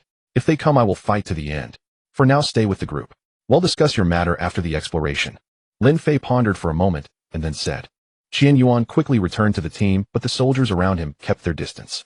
Lin Fei observed this, fully aware that after this incident, everyone harbored some resentment toward Qian Yuan. Lin Fei and his group continued onward, soon arriving at a massive stone chamber. The room was spacious, with a circular pattern in the center about 2 zhang in diameter, its meaning unknown. Lin Fei quickly began a careful search with the soldiers. One soldier suddenly spotted a protrusion on the wall and reached out to press it. "Don't." Lin Fei tried to stop him, but it was too late. The button was pressed, and the circular pattern in the center split open, revealing a rising platform with a cage atop it. The cage soon opened, revealing a monster with a snake's head and a human body over a zhang tall. It flicked its forked tongue excitedly at the sight of Lin Fei's group. Lin Fei observed the creature's appearance, noting it was identical to the mural they had seen earlier, and felt a sense of understanding. Open fire. Seeing the monster begin to move, Lin Fei quickly issued the command. As Lin Fei's words fell, bullets rained down on the monster like a storm. However, they soon realized that the creature's massive size and tough skin made it difficult for their ammunition to inflict effective damage. The monster swiftly approached a soldier, swinging its arm and sending him flying sideways before moving on to attack the next. From the moment the monster appeared, Lin Fei had been constantly moving and shooting, drawing its attention to alleviate some pressure on the others. After failing to catch Lin Fei, the monster shifted its target to one of the soldiers, Qian Yuan. It swung its clawed arm toward him. Given the monster's strength, being caught would have left Qian Yuan severely injured. Fortunately, as an agile ability user, he leaped nimbly to evade. But the monster's attacks were not limited to that. Just as Qian Yuan landed, the creature's spiked tail thrust toward his chest. Qian Yuan was terrified and helpless. At that moment, a figure rushed over and tackled him to the ground, dodging the tail strike. It was Lin Fei, who had been circling nearby. The monster is too powerful. He'll lure it away. You find an exit. Lin Fei glanced at the creature and calmly gave the order. The soldiers, also stunned by the ferocious beast, breathed a sigh of relief at Lin Fei's retreat command and began searching the walls for an escape route. Lin Fei fired as he lured the monster away from the soldiers' area. Fighting a retreat, he soon backed into a corner and his rifle ran out of ammunition. The monster seemed to sense Lin Fei's predicament, its tail swaying as it prepared to deliver a fatal blow. At the critical moment, a figure leaped onto the monster's back and plunged a short blade into its nape. The enraged creature let out a painful hiss. The monster thrashed violently, trying to shake off the figure, but the person clung tightly to its neck, repeatedly stabbing its nape and driving it into a frenzy. Company commander, there's a secret door here. Let's leave quickly. A searching soldier announced loudly, standing before a stone door. Company commander, go. They'll hold off the monster. The figure grappling with the creature, Qian Yuan, called out.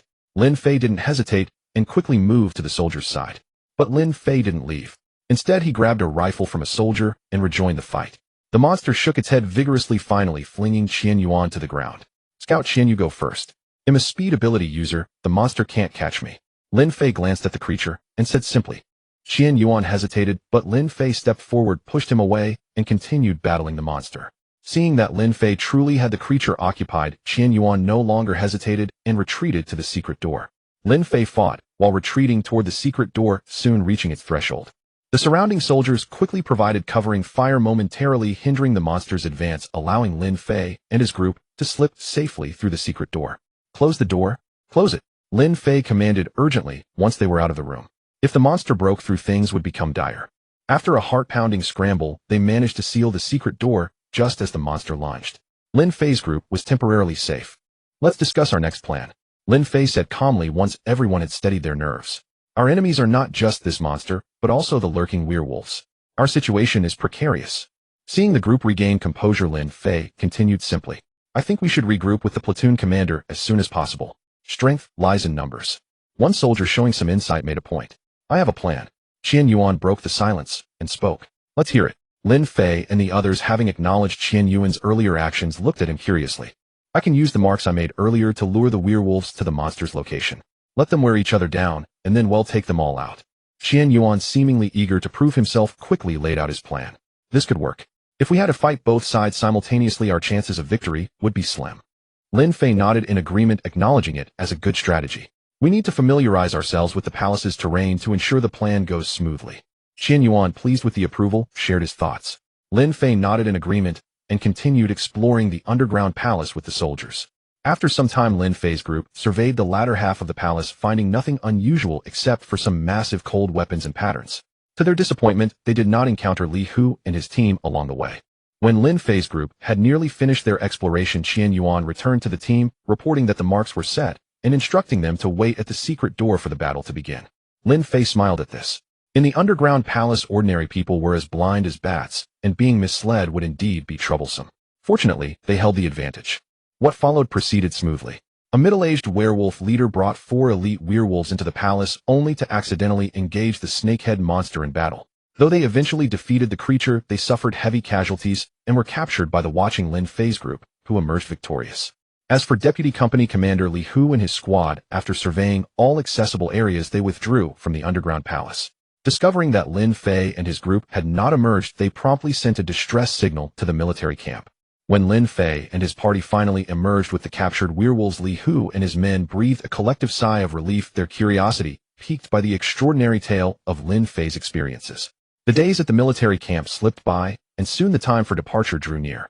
Over the course of more than a year, Lin Fei and his company members participated in numerous military missions, overcoming one challenge after another, earning the recognition of the Legion's higher-ups and fellow soldiers alike. During this time, new comrades joined while some battle brothers fell. Yet there were few tears, only the relentless trial of blood and fire. As the day of leaving approached, Lin Fei felt a pang of sorrow. These soldiers were his loyal comrades. The bond forged through long-term shared combat was not easily severed.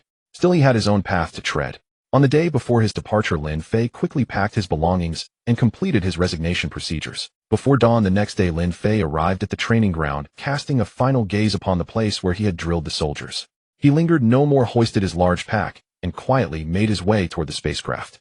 At noon, the return spacecraft bound for Blue Moon Star took off. Lin Fei was among the first to board, giving him ample time to familiarize himself with the vessel. Propelled by high-energy photon thrusters, the spacecraft ascended into the sky, accelerating at 50 meters per second squared before breaking through the atmosphere and embarking on interstellar navigation. As for the issue of hypergravity during acceleration, it posed no significant problem for the people of the superpower era. Their bodies, having been strengthened, could easily endure such pressure. September 1st, 2194, of the myriad races calendar on the planet Skola at the Ethereal University. Before the university gates, a dense array of aircraft was parked. The reason was none other than registration day at Ethereal University, with students arriving from various planets to enroll. Within the long registration queue, young men and women in diverse attire caught the eye. These students from different regions displayed stark contrasts in their clothing styles. Even within the same region, personal preferences varied greatly. Some favored cool tones while others preferred warm hues, a commonplace phenomenon. Among these youths was a young man in a blue and white shirt pulling two enormous suitcases. This person was none other than Lin Fei, who had come from Blue Moon Star to register. A month earlier, Lin Fei had returned safely to Blue Moon Star, meeting his steward Sid, to whom he expressed his longing. He also held several farewell gatherings with his close friend Yautja. After staying on Blue Moon Star for a week, Lin Fei boarded a spacecraft and set off for the planet Skola. The planet Skola, located in the Orcus star system, was the largest of the 4 habitable planets in the system. Its radius spanned 20,000 kilometers, with nearly half its surface covered by seawater. Skola's most remarkable feature was its ecology. Adhering to a principle of rational development, all resource extraction projects had been halted, and the planet's vegetation was well preserved. A rumor circulated within the Shiming Alliance Skola was humanity's last pure sanctuary. This saying largely reflected the planet's pristine ecological state. The other 3 planets, though also possessing fine environments, paled in comparison to Skola. Time passed gradually, and finally Lin Fei's turn approached. A flicker of excitement stirred within him. When his turn came, the male teacher in charge of registration promptly handed him a form instructing him to fill it truthfully. Seeing no reason to be evasive, Lin Fei complied honestly. A level 5 speed superpower, quite commendable. Work hard and your future will be bright, the male teacher remarked casually after a brief glance at the form Lin Fei returned. Lin Fei thanked the teacher for the praise and proceeded to the payment counter, where he paid the annual tuition fee of 10,000 Alliance coins. Lin Fei had long held high expectations for Ethereal University. Though his talent was considerable, the university was a gathering of brilliant minds. Many surpassed him, and he knew he must continue to strive. As for the cost of study, Lin Fei found it reasonable. Here one gained not only abundant knowledge, but also specialized superpower training. Seeking such guidance outside could cost 10 or even 100 times more. With these formalities completed, Lin Fei was led by a senior male student in a white short-sleeved shirt to familiarize himself with the campus. The senior stepped onto a floating circular platform and invited Lin Fei aboard, and they flew off into the distance. That building over there is the Academic Affairs building, where most administrative matters for faculty and students are handled, the senior said with a smile, noting Lin Fei's expression of wonder. Senior, what year are you in? Lin Fei nodded in understanding before tentatively inquiring. I'm a third-year student. Half of my time at Ethereal University has already passed. The senior chuckled. You must be incredibly accomplished to have gained admission to Ethereal University, Lin Fei remarked after a moment's thought. There are many who far surpass me. The campus has 10 super students, top-tier superpowered individuals. I am still far from their level. The senior spoke without a hint of arrogance. Lin Fei nodded in response, recognizing that Ethereal University was indeed a cradle of exceptional talent. That building with the A-frame roof is our arena. Dedicated instructors provide combat guidance, and students can reserve the space for sparring matches. After flying alongside Lin Fei for a stretch, the senior pointed to a massive square structure ahead, and Lin Fei nodded. In this era where humanity revered the strong, such facilities for enhancing strength were naturally indispensable at Ethereal University. This is our first dormitory zone, currently housing mostly second-year students, the senior said, calmly gesturing towards several towering steel buildings ahead. Then where do we first-year freshmen stay? Lin Fei asked, curiosity piqued. They'll take you there shortly. First we need to go to the gym for a physical fitness test. You should do some warm-up exercise. The senior looked at Lin Fei and spoke. Oh, what level is considered passing for a freshman? Hearing this, Lin Fei instantly understood. The school needed to verify the physical condition of its students to prevent any fraudulent admissions. The requirements are not too high. A male sprinter must complete 100 meters in under 10 seconds, have a punching force of over 150 kilograms, and endure the reaction test for 30 seconds. The senior male student said, without hesitation. I think I understand. I'll do my best, Lin Fei replied promptly after hearing the words. Lin Fei and the senior male student soon rode a floating circular platform to a round gymnasium. The senior controlled the flying disc to descend about a foot above the ground, then continued moving close to the surface. The senior quickly led Lin Fei to register and receive a number tag. Together they joined a queue outside a training room that wasn't too long and began waiting. After a short wait, it was Lin Fei's turn. He immediately jumped off the flying platform and entered the training room. Under the guidance of a staff member, Lin Ji approached the punching force measuring device to test the strength of his fists. Lin Ji was familiar with these procedures, so he calmly delivered 3 right punches and 3 left punches. The final results showed 218 kilograms for his right fist and 209 kilograms for his left, meeting the qualification standards. Next, Lin Fei went to the reaction testing equipment and began dodging virtual flying knives. The results came quickly. Lin Fei lasted 47.2 seconds. Lin Fei didn't know how his reaction speed ranked among the new students, but judging by the tester's expression, it was likely not too poor. The reaction test grew increasingly difficult toward the end. Often a breakthrough of just 1 second could signify a significant leap in the tester's abilities. Finally, Lin Fei and the senior male student went to the open-air stadium to measure speed. As a speed ability user, Lin Fei passed the test with ease, achieving a time of 5:31 seconds for 100 meters. Upon learning that all of Lin Fei's tests were satisfactory, the senior congratulated him and then continued showing him around the campus.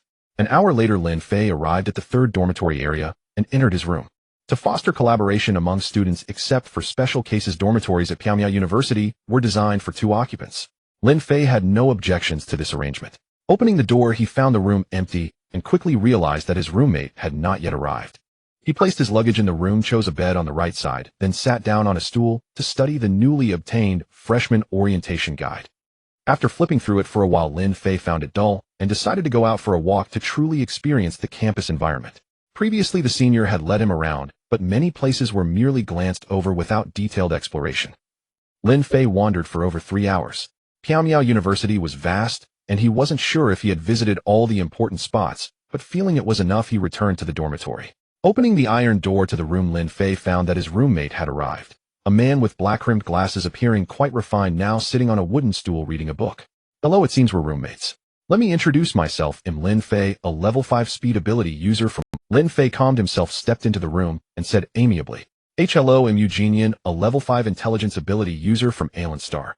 The man, seemingly absorbed in the book, was startled by Lin Fei's words, and then spoke. Eugenian? Like fish forbidden to speak. That name is easy to remember, Lin Fei said with a chuckle, teasing. No U as in hence, and yin as in strict, the man quickly explained. I see, brother Yu. Where does your intelligence ability manifest?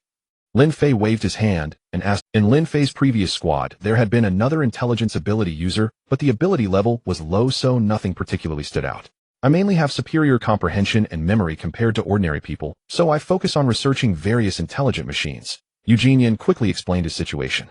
Brother Yu, what specialties do you have? Lin Fei was somewhat surprised, recognizing this as a rare talent.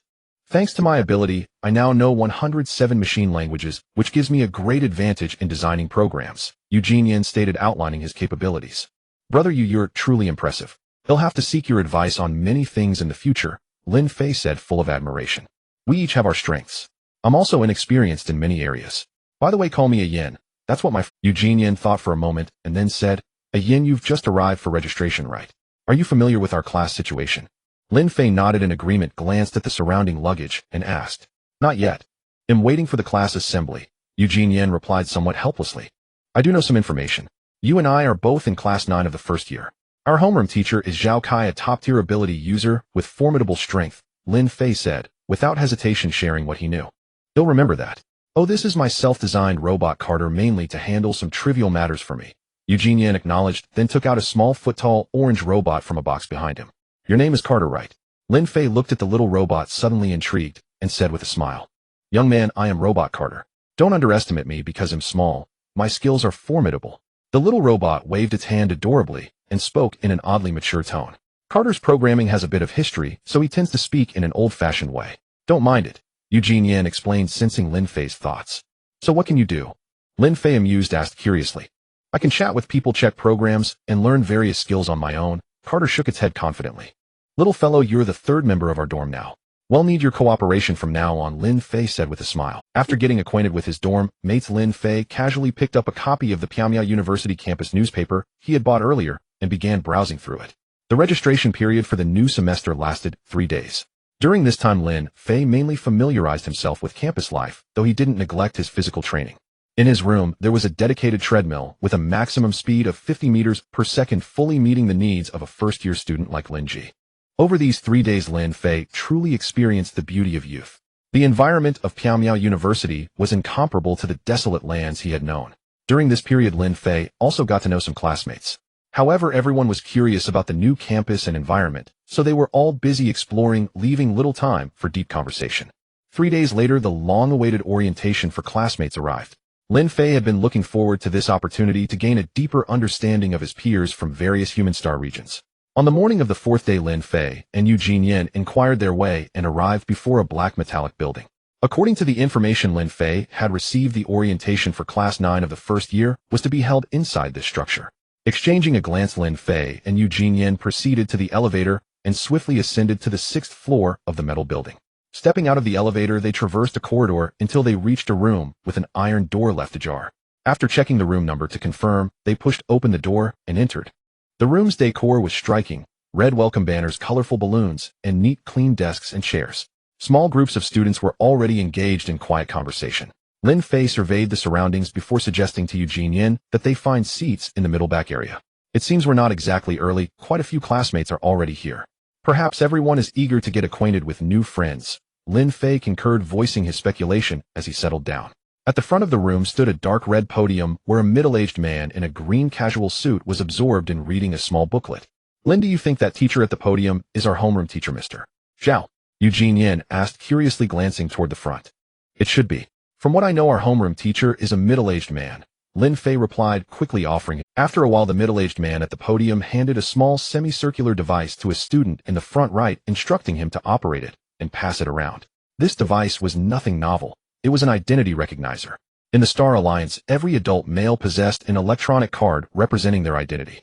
Placing the card on the machine allowed it to read the individual's information. Knowing the orientation would commence shortly, the students suppressed their curiosity and waited quietly. Soon, all the students in the room had completed identity verification. The middle-aged man glanced at the small machine and then began to speak. Everyone, I see all students have arrived. Let me say a few words. This is the freshman orientation for Class 9 of the Ethereal University. I am your homeroom teacher, Zhao Kai, and my ability is wind control. The middle-aged man spoke succinctly. Lin Fei felt a ripple of surprise upon hearing this. It was said that Ethereal University was teeming with talent, and indeed, even the homeroom teacher of a single class was a rare natural element ability user. You all come from across the starry skies. Meeting here is fate, and barring any unforeseen circumstances, you will spend the next 4 years together. Now please introduce yourselves. The middle-aged man addressed the murmuring students. Soon a slightly plump student rose to introduce himself, and the man invited him to the podium. Hello everyone, I am. After the student finished, the middle-aged man made a note in his booklet and then encouraged the others to continue. After about a dozen students had spoken, Lin Fei felt the moment was right. He stepped up to the podium and began. Hello everyone, my name is Lin Fei from Blue Moon Star.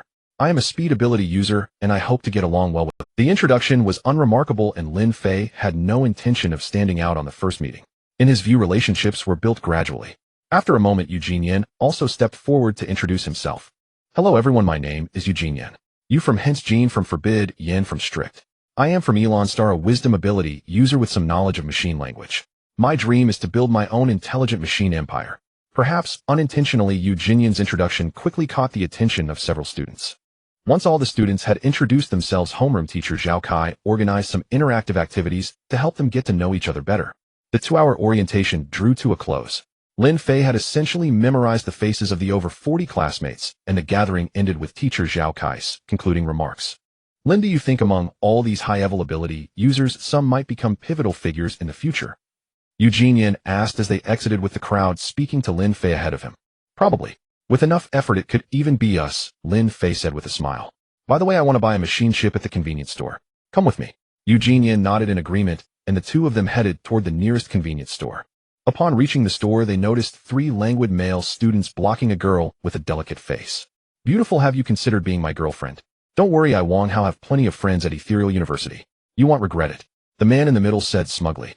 I'm sorry, but I have no interest in students who haven't become high-level ability users after over 2 years on campus, the girl replied calmly, showing no sign of panic. It seems you won't take a hint. Brothers, let's just waste her time today, the man said with irritation to his companion. Seeing this, Lin Fei couldn't hold back. He stepped forward to intervene. You 3 are also students of Ethereal University. Why aren't you busy with your own affairs instead of bullying a girl here? Lin Fei said indignantly.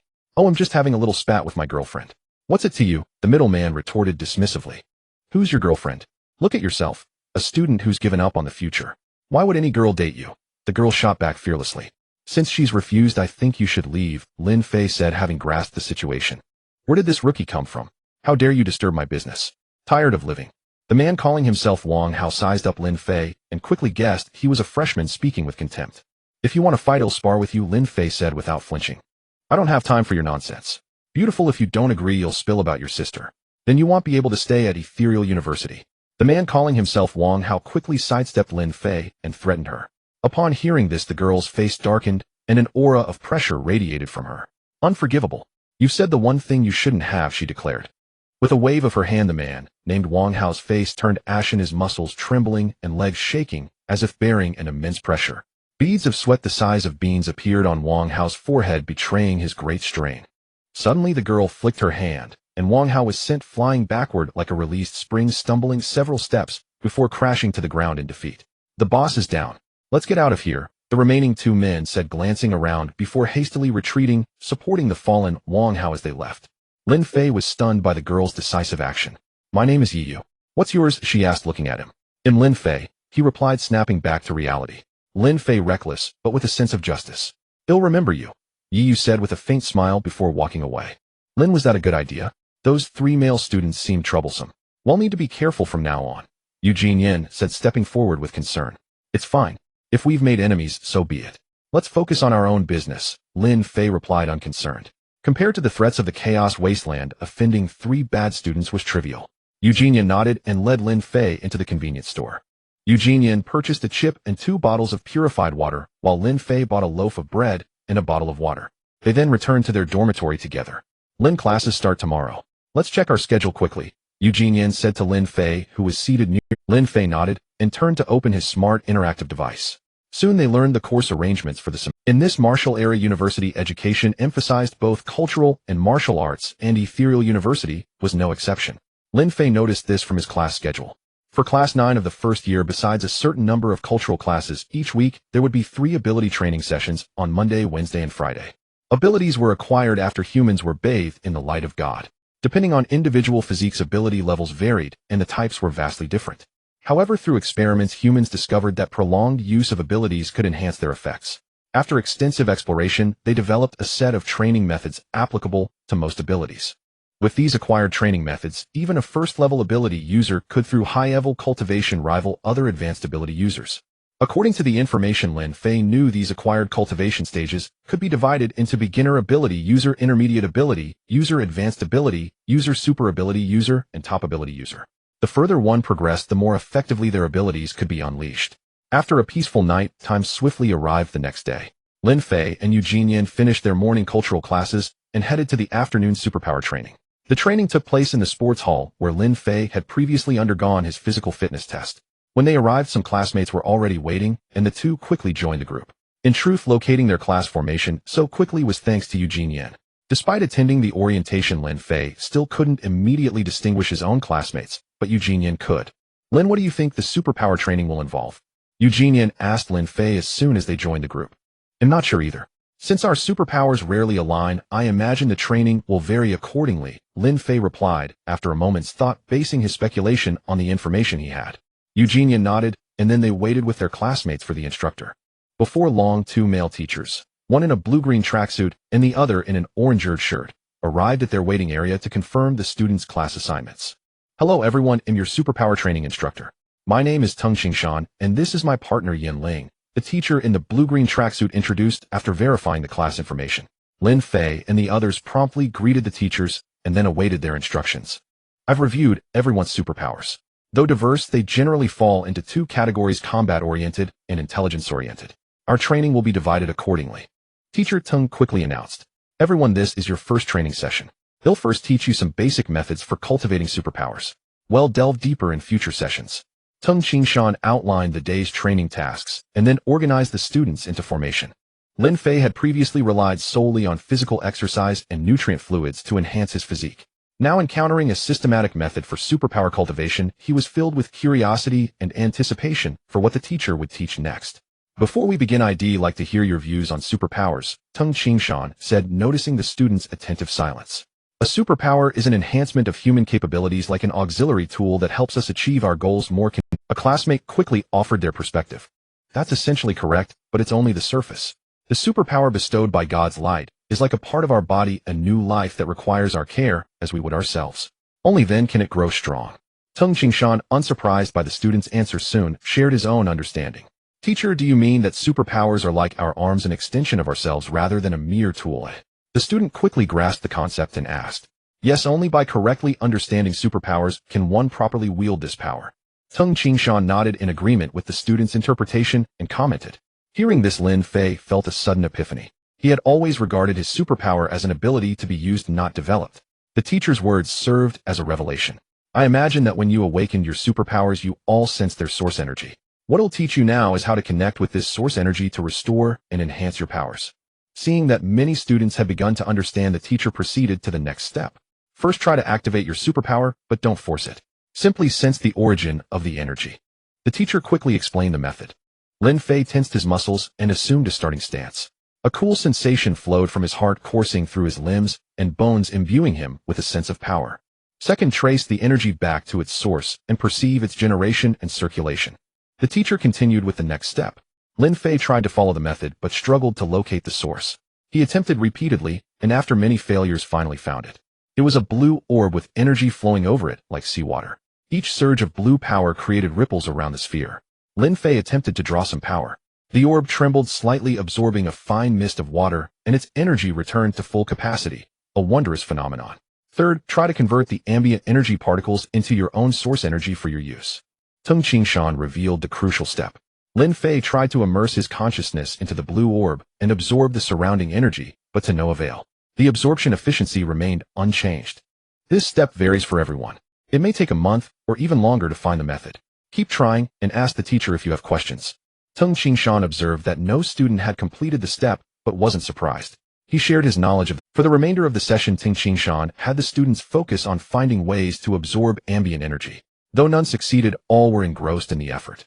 Time passed and a week went by. Lin Fei had been searching for ways to enhance his superpower, but like his classmates, he encountered a bottleneck and could only wait for a suitable opportunity.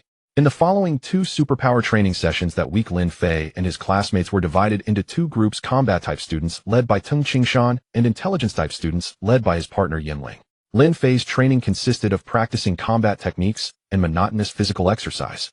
As a speed-type superpower user, Lin Fei excelled in speed, but lacked strength. When using exercise equipment, he could only select the lightest weights. Lin Fei later learned about Eugenian's training content. According to Yu, he was assigned to prove identities, a long-standing mathematical pursuit.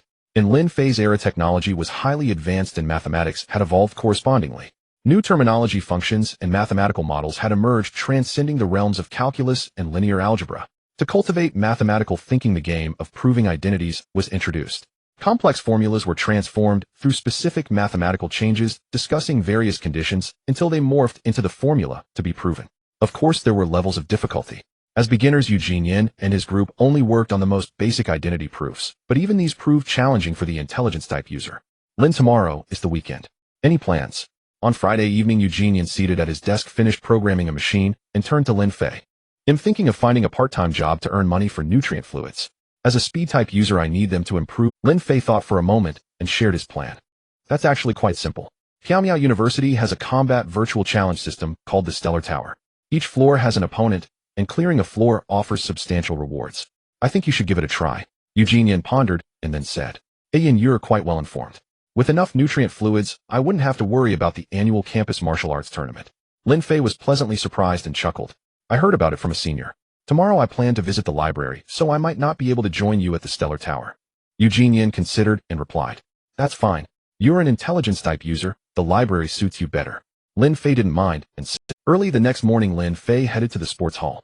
According to Eugenian, the entrance to the Stellar Tower Challenge was on the second floor, and Lin Fei was eager to try it. Did you hear? A freshman actually cleared the third floor of the Stellar Tower. That's rare. Upon reaching the second floor, before even finding the room, Lin Fei overheard students chatting in the corridor. Indeed, each floor of the Stellar Tower is a new realm. Even the school's top challenger Eni Wensaik has only reached the 16th floor. This freshman might one day match Ennis' level. Another student chimed in. That's not certain yet. Maybe this freshman will run out of steam. The first speaker was cautious in his assessment. The other companion quickly judged. The two soon left the second floor,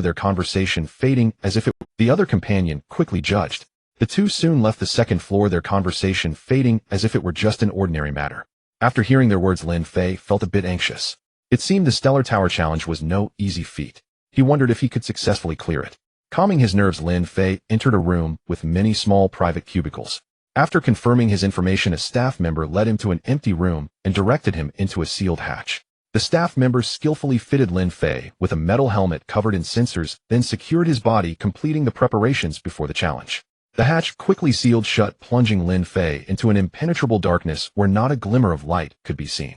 Gradually his eyelids grew unbearably heavy like two massive boulders as a wave of drowsiness relentlessly washed over him. Finally Lin Fei closed his eyes, his consciousness beginning to drift, uncertain of where the path ahead would lead. When Lin Fei awoke, once more he found himself in a pristine white corridor. Lining both sides were an array of weapons, broadswords, sharp blades, massive hammers, battle axes, all cold steel instruments of war. Realizing this was an invitation for challengers to arm themselves, Lin Fei swiftly approached a rack brimming with gleaming swords and began selecting his weapon. After a moment, Lin Fei set off with a gray longsword in hand. This blade, after much trial, felt the most natural and comfortable to wield, filling him with quiet satisfaction. Lin Fei soon arrived before a grand white door. Without hesitation, he stepped through. Inside was another white space. Beneath his feet lay a circular white floor uncluttered by obstacles, revealing the entire room at a single glance. Surveying the empty chamber, Lin Fei couldn't help but feel a flicker of surprise. Where was his opponent? Could it be that they had turned invisible? Fortunately, Lin Fei didn't have to wait long. A change occurred in the room as a cylindrical pillar of light materialized not far from him. Within the beam, streams of data could be faintly seen flowing, suggesting the central intelligence was at work. As the light faded, a burly man wielding a broadsword appeared before Lin Fei. His eyes gleamed with sharp light, quickly locking onto Lin Fei with unwavering focus. Recognizing this as the first-floor opponent of the Star Realm Tower, Lin Fei swiftly drew his weapon, his muscles instinctively tensing, ready to counter any incoming attack. Almost simultaneously, both figures sprang into action.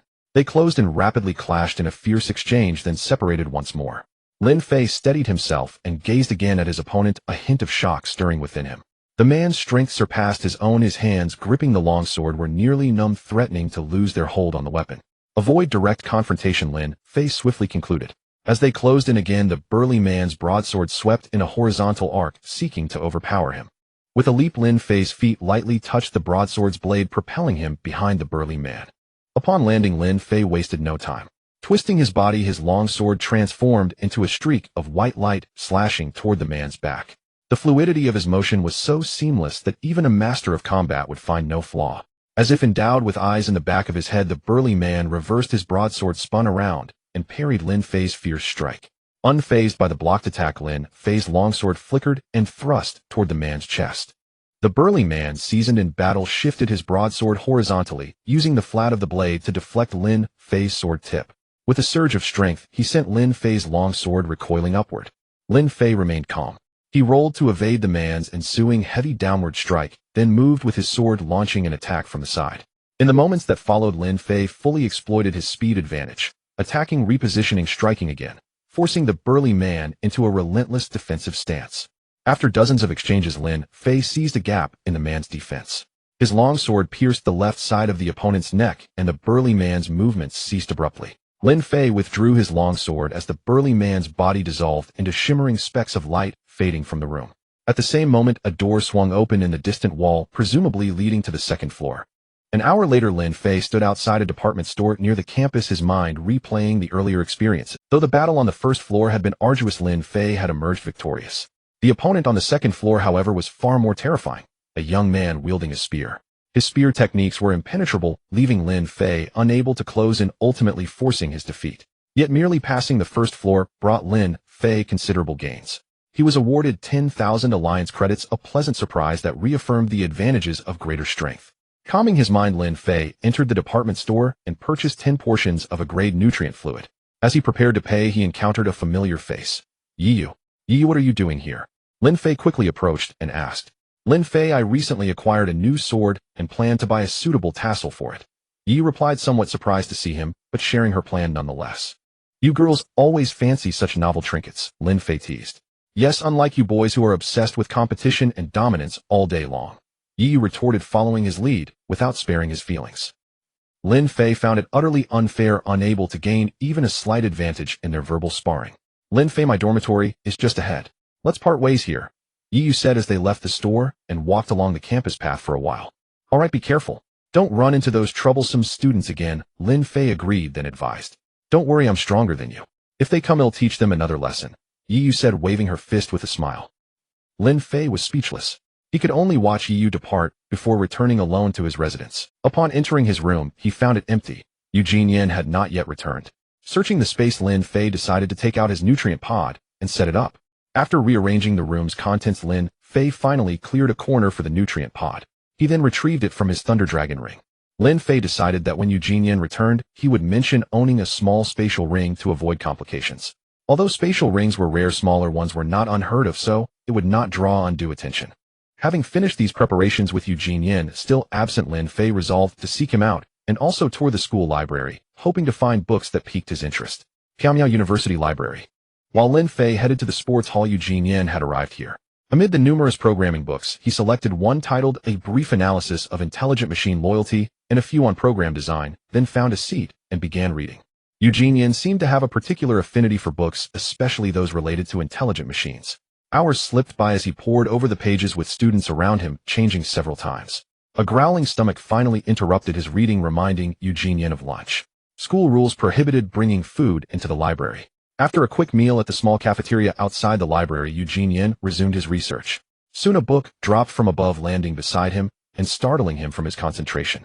Looking up, Eugene Yen saw Lin Fei. Yen, you're so diligent. Most freshmen are out sightseeing on the weekend, yet you're buried in books at school, Lin Fei remarked softly, teasing his slightly bewildered friend. Lin, this is my passion. Why are you here? Eugene Yen replied simply, without feeling any impropriety. I finished my tasks and found the dorm too boring alone, so I decided to check out the library. This book is excellent, written by the Dragon Clan's War St. Kyle. Its insights into the future are quite objective, Lin Fei said, not hiding his situation, holding a copy of The Future of the Era. There are indeed many good books, but they vary by person, Eugene Yen agreed with Lin Fei's words. Seeing Eugene Yen return to his reading, Lin Fei also delved into his own book. An hour passed without a reaction from Eugene Yen. 2 hours later, he was still engrossed. 3 hours. Yen, I think you might read until midnight. How about we borrow the books and read them in the dorm? Lin Fei, surprised by his friend's obsession, suggested tentatively. That's a good idea. The content of this book is something I've always longed for. Eugene Yen agreed, nodding and explaining his situation. On the border of the human realm, an ancient ruin. This was a star system centered on a binary star. A white giant and a yellow giant orbited the system's core, surrounded by other asteroids. Due to the volatile climate, it was not a favorable location for human development. On a planet with thin air, a fierce wind suddenly swept across the pale sky, scattering sand and stones in all directions. After a sound like shattering porcelain, several humans in blue combat suits appeared on the ground. Their attire was somewhat disheveled, as if they had encountered an unexpected mishap. Retreat. Those things are out of control. Report to the higher-ups immediately. A man's voice rang out. As his words faded, a colossal shadow loomed in the sky, and a suffocating pressure descended upon the human. Lance! Lance! A woman cried out, her face twisted with grief. Two companions struggled to hold her back, preventing her from rushing forward. A massive spacecraft soon appeared above the group. The man and his companions supporting the grieving woman were beamed aboard the vessel, which then departed the planet. As the spacecraft flew away, several more shadows emerged in the sky, shrouding the area in an aura of course, the thick gloom also enveloped those aboard the spacecraft. They all knew in their hearts that a catastrophe was imminent. Time flew by, and Lin Fei spent another 3 weeks at Pyongyang University. During this period, he continued searching for ways to enhance his supernatural ability, yet always felt as though a thin veil separated him from a breakthrough. Over these 3 weeks, Lin Fei gradually used up 10 doses of grade A nutrient fluid, which improved his physical fitness by a notch. However, he sensed that his absorption of the nutrient fluid was nearing saturation. This realization left Lin Fei feeling quite helpless. If his strength remained stagnant, it would cause considerable inconvenience when completing school assignments. During this time, the human race of the Shiming Alliance received news that some mutated creatures had appeared at their borders. However, the Alliance had already dispatched troops to eliminate them, so most people paid little heed. Again, I'm thinking of taking a stroll in the school's back mountain. Want to join me? Sensing that staying in his room was unhelpful for a breakthrough, Lin Fei turned to Eugene Yen beside him. It's getting dark. It'll pass. I still have a programming problem to crack, Eugene Yen replied swiftly while flipping through materials. Hearing this, Lin Fei did not insist. He reached for an outer coat from his chair and then left the dormitory. Planet Skola boasted one of the finest ecological environments in the Shiming Alliance. Pyongyang University had made no deliberate effort to alter this trait, so steel structures on campus were sparse, and the back mountain was a veritable paradise for natural life. As Lin Fei entered the back mountain, some startled birds took flight, their wings fluttering with a sound that caught him. Lin Fei inadvertently noticed a squirrel-like creature scurrying swiftly up a tree trunk ahead of the stone path. In moments it vanished amidst the leaves, disappearing from sight. Lin Fei smiled faintly and continued onward. The winding stone path seemed endless, and as dusk set in, the road grew hazy. Fortunately, sparse streetlights lined the way, keeping Lin Fei from being plunged into darkness. After walking along the path for a long while, Lin Fei arrived at a small clearing. Seeing no other students around, he decided to practice his tiger form fist under the beautiful night sky. To fully immerse himself in the environment, Lin Fei activated his supernatural ability. After a complete set of tiger form fist, he felt a slight coolness within his body, bringing him a hint of surprise. It seemed his ability power had undergone a change. The tiger form fist, named after the tiger, featured bold and expansive movements. Practicing it in the back mountain, Lin Fei felt like a tiger entering the deep forest, each move exuding an aura of the king of the jungle. Gradually, Lin Fei entered a state of profound absorption, losing awareness of himself and his surroundings. Clap, clap, clap. When Lin Fei assumed the closing stance, the sound of applause quickly reached him. Only then did he realize someone was nearby, and he couldn't help but feel a pang of surprise. Having spent time in the military camp of the Chaos Lands, Lin Fei had cultivated a habit of staying constantly vigilant, as riots could erupt at any moment there. Now someone had approached without his knowledge, a dangerous scenario if they had been an enemy. Lin Fei traced the sound to its source and saw a handsome man in a gray suit with short hair. Judging by his age, he was likely a student, albeit a senior one. Friend, congratulations. You've grasped some of the essence of this fist technique, the handsome man said, walking up to Lin Fei and offering sincere praise. I was influenced by this environment, otherwise I couldn't have made this breakthrough. Who are you and why are you here? Lin Fei replied, without arrogance, quickly recounting his experience. Opportunity is also a part of strength. I came here to clear my mind. Keep working hard. I have a feeling we'll meet again, the handsome man said with a slight nod. Lin Fei wanted to press for more, but the handsome man gave a slight bow and then departed. What an odd fellow, Lin Fei thought to himself. He decided to let the matter rest, never expecting that a simple walk would lead to a breakthrough in his tiger form fist. Though unintended, it was at least an auspicious sign. Lin Fei surveyed the area and, finding no one else, began to study how to enhance his supernatural ability, the main purpose of his walk. Tung Qingshan had said mastering the method to enhance one's ability would take a month, but 2 classmates had already succeeded ahead of schedule. Lin Fei didn't want to lag behind and hoped to break through soon. Lin Fei quietly activated his supernatural ability and soon sensed his own existence along with the blue orb of light. He sank his consciousness into the orb and tried to connect with the surrounding free-floating energy, but it remained unresponsive, like a soldier refusing to obey orders. Lin Fei attempted to intensify the pull, yet still received no response, leaving him somewhat frustrated. Something must be wrong, he quickly began to ponder. Supernatural ability is like a part of our body, our new birth. It needs to be nurtured as we would ourselves, only then can it grow strong. Tung Qingshan's earlier words echoed in Lin Fei's ears. That's right. These powers were friends, not servants. They needed care and acceptance with the heart. Lin Fei suddenly felt a glimmer of understanding, sensing he had found the key to a breakthrough. This time Lin Fei again attempted to absorb the free-floating energy around the blue orb, but instead of using forceful methods, he communicated with gentle power, trying to persuade it to follow his direction. Yet the communication proved difficult like a one-way street. The free energy showed no sign of compliance. Lin Fei remained patient, knowing this was the most critical step requiring perseverance. Lin Fei stood in the clearing for 2 hours. Fortunately, no one disturbed him, or they might have thought him a bit foolish. He repeatedly drew upon the free power, starting with strands as thick as a wrist. When that failed, he tried thumb-sized threads, then hair-thin filaments. After reducing the amount of energy he absorbed at once, the situation improved slightly, and the energy began to cooperate. Holding his breath, Lin Fei carefully guided that wisp of free energy toward the blue orb. The orb trembled slightly, and the wisp was smoothly absorbed. Success! A surge of joy washed over Lin Fei. This was an unprecedented step. With this breakthrough, he could now independently absorb free-floating energy to replenish his ability. Lin Fei brought his consciousness back to reality, stretched his body, and began to practice the process again. After half an hour, he could execute it smoothly. Lin Fei looked up at the starry sky and smiled. This walk had been a resounding success. Not only had he overcome the persistent problem, but his tiger form fist had also advanced to a new level. In high spirits, Lin Fei returned to his dormitory along the same path. Eugene Yin was still buried in thought, evidently unwilling to sleep until he solved his problem. At Monday's ability training session, Lin Fei quickly informed Tung Qingshan of his breakthrough and sought guidance for his future cultivation. You broke through. Try attracting some energy, let me check if it's true, Tung Qingshan said, surprised to hear that Lin Fei had found a way to enhance his ability. Lin Fei complied at once. Tung Qingshan placed a hand on his shoulder, closed his eyes, and began to say, yes, you can indeed attract external free energy. You've met the conditions to become a junior ability user, Tung Qingshan confirmed after assessing Lin Fei's condition. Hearing this, Lin Fei was overjoyed. He hadn't expected to break through in a single night and become a junior ability user, opening a new door. Teacher, how should I proceed with my training from here? Lin Fei quickly asked a practical question. Ability grows with use. Try exhausting your ability power completely, then reabsorb it. Repeat this cycle, and when the time is right, you may break through to the next stage, Tung Qingshan explained calmly, well versed in these matters. Lin Fei nodded in understanding, and then threw himself into his physical training. Another week passed, and the Shiming Alliance was shocked by the news the military force sent to suppress the mutated creatures had failed, suffering heavy casualties.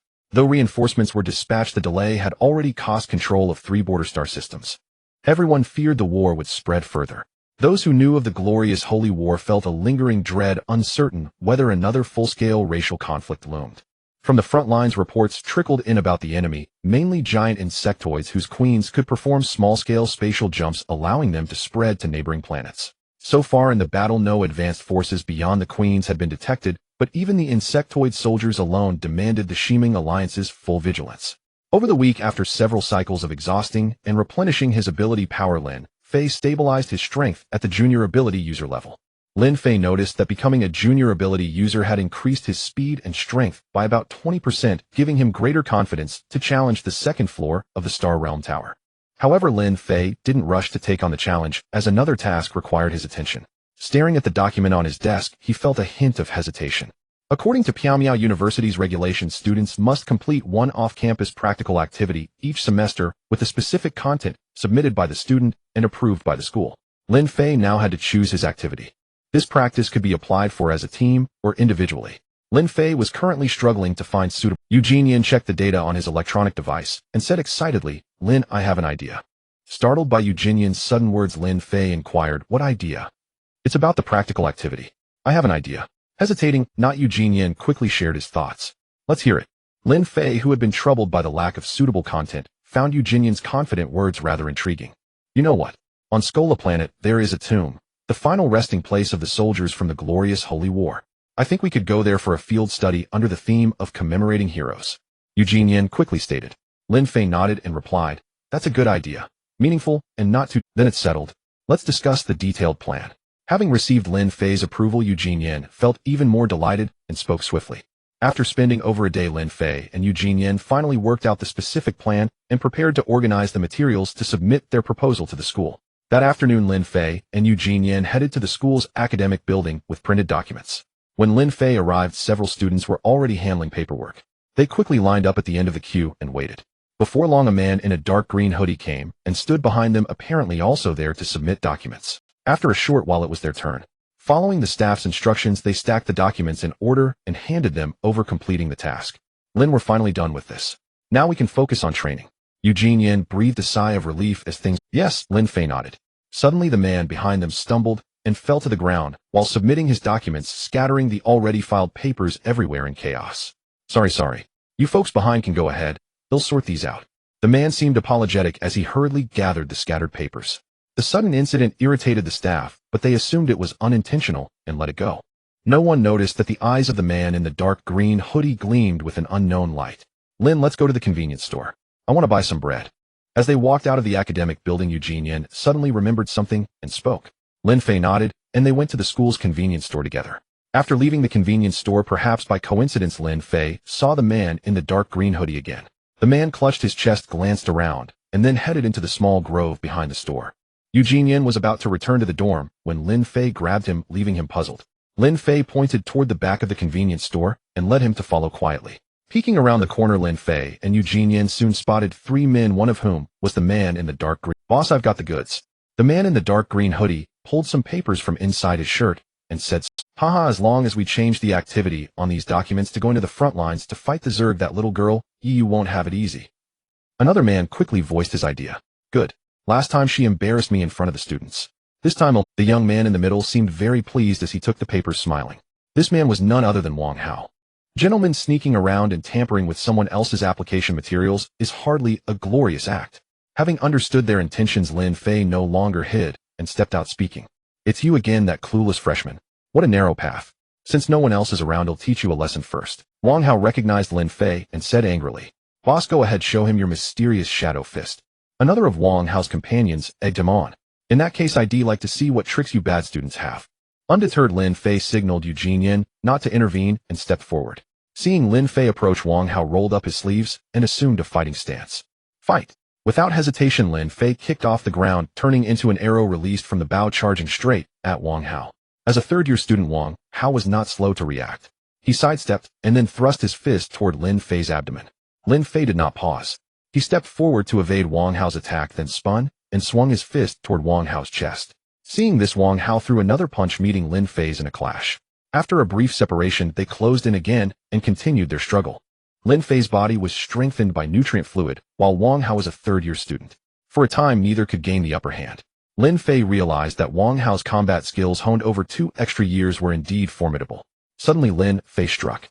A grand aura emanated from him as his tiger-walking fist tore through the air toward Wang Hao. This technique carried the rhythm of the wind and the burgeoning of all things, leaving a profound impression. Caught off guard by such a move, Wang Hao froze for a moment, then was a beat slow in executing his mysterious shadow fist. Lin Fei's powerful blow shattered his defense, landing on his body and forcing him back 3 steps. What technique is that? Wang Hao, clearly surprised by Lin Fei's burst of power, couldn't help asking. Tiger walking fist, Lin Fei replied calmly. What's the world coming to? Freshmen are this strong now. I might as well retire. Wang Hao looked at the now calm Lin Fei and muttered to himself. With that, Wang Hao dropped the papers in his hand and, ignoring his 2 companions, left the woods in frustration. Boss, don't leave us. His 2 companions panicked, called out, and chased after him, disappearing from Lin Fei and Eugene's sight. Lin, you're amazing. Even Wang Hao can't beat you.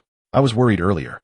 Eugene walked up to Lin. It's a move I happened to figure out, and this time I was only slightly better. Lin Fei said frankly. What about these documents? Eugene looked at the papers left behind and asked curiously. They probably haven't been altered yet. Just return them to the academic office and let everything pass. Lin Fei thought for a moment and said. Eugene nodded. The next day, Lin Fei went to the sports hall and attempted to challenge the 2nd floor of the Xingjia Tower. After becoming a primary superhuman, Lin Fei's speed and strength had both improved. His strength alone was almost on par with the spear-wielding man on the 2nd floor. After some effort, he defeated him. On the 3rd floor of the Xingjia Tower, there was a man who could transform into a beast. His strength was immense, though his speed was slightly inferior to Lin Fei's. However, his defense was extremely high, and Lin Fei could not overcome him. After completing the challenge, Lin Fei decided to pick a suitable sword. Among the various weapons, he felt a deep connection to the sword. Although his parents had left him a famous sword, his current strength was insufficient to wield it. A sword suitable for his present level was crucial. With a sword, Lin Fei could seek instruction from the school's teachers and learn swordsmanship, which would further enhance his strength. Perhaps soon he might be able to challenge the 3rd floor of the Xingjia Tower. A week later, Lin Fei inquired about several shops selling swords and finally concluded that a weapon shop called Lingbing Pavilion, located on the east side of the campus, offered the best quality longswords in the area. With this information, Lin Fei soon went to Lingbing Pavilion, a 3-story steel structure. Since it was on Skola planet, the buildings there were not particularly tall. As soon as Lin Fei entered the shop, a server approached and greeted him. "Friend, this is Lingbing Pavilion. Our weapons are of excellent quality. What do you need?" The server said amiably. "I'd like to see your longswords." Lin Fei stated his purpose without hesitation. The server acknowledged and led Lin Fei to a weapon rack densely packed with longswords of various styles, creating a diverse display. "These are all standard longswords. If you need a custom one, we can prepare it for you," the server explained as Lin Fei began browsing. "No need, these will do," Lin Fei replied quickly. Although custom swords were more suited to the user, they were expensive and Lin Fei felt it unnecessary. Lin Fei soon picked up a longsword and tried swinging it. After a few attempts, he switched to another. After trying nearly 10 swords without finding one that particularly satisfied him, his gaze fell on a sword with a silvery white blade, a black hilt, and smooth lines on the blade. "I'd like to try this one." Lin Fei looked at the sword and quickly expressed his wish. The server soon fetched the sword and handed it to him. As soon as Lin Fei grasped the sword, he felt its substantial weight and how well it fit his hand. After a few swings, he found no flaws.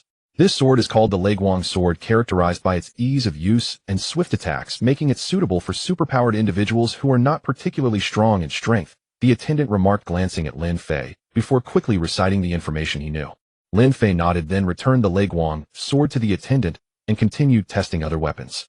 After a while, he had tried all the standard longswords and began selecting the one that suited him best. "What is the price of this Leguang sword?" Lin Fei asked without much hesitation, promptly taking down the sword and inquiring. Though the Leguang sword felt somewhat heavy, his strength was still growing, and he would be able to wield it effortlessly. "Friend, you have good taste. This sword is made of rare Krull alloy. The current price in the store is 1300 Alliance credits," the attendant replied, thoroughly familiar with the merchandise. "Does it come with a scabbard?" Lin Fei nodded, acknowledging that a well-fitted longsword was indeed worth the price. "Yes, you can choose one."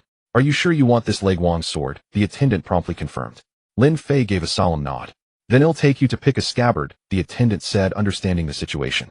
About 10 minutes later, Lin Fei left the spirit weapon pavilion, carrying a longsword in a black scabbard, already looking like a swordsman. Lin Fei let out a sigh of relief. With a suitable weapon, he could now learn swordsmanship. Over the following month, he actively sought Tung Qingshan's guidance on sword techniques. Upon learning that Lin Fei had no prior experience with swords, Tung Qingshan instructed him to start with the most basic strikes, chop, slash, and thrust, promising to teach more advanced techniques once Lin Fei had a solid foundation. Lin Fei was not impatient. While engaging in physical training, he also consistently set aside time to practice his swordsmanship. After a month, he had made some progress. At midterm, Lin Fei and Eugene Yan received word that their practical application had been approved. Together, they requested leave from Zhao Kai and began preparing for their journey. The next morning, the two arrived at the school's passenger station, boarded a medium-sized spaceship, and set off for the ancestral tombs. Planet Skola, a certain valley. Scattered trees cast uneven shadows on the ground under the light. In the central area of the valley, dense burial mounds were clustered, but many bore only symbolic tombstones with no specific information about the deceased. During the glorious Holy War, countless human warriors perished, many hastily buried, without the honor of returning home in shrouds. A bleak, cold wind swept through the valley, producing a mournful howl, like a weeping specter, sending chills down one's spine. The Yin energy here grows heavier. "I wonder what changes might occur," an old man guarding the cemetery murmured, worriedly gazing at the overcast valley. Outside the valley, Lin Fei and Eugene Yan each descended from a floating circular platform onto a gravel path. Lin Fei parked the platform and jumped down, and Eugene Yan quickly did the same. "This is the place.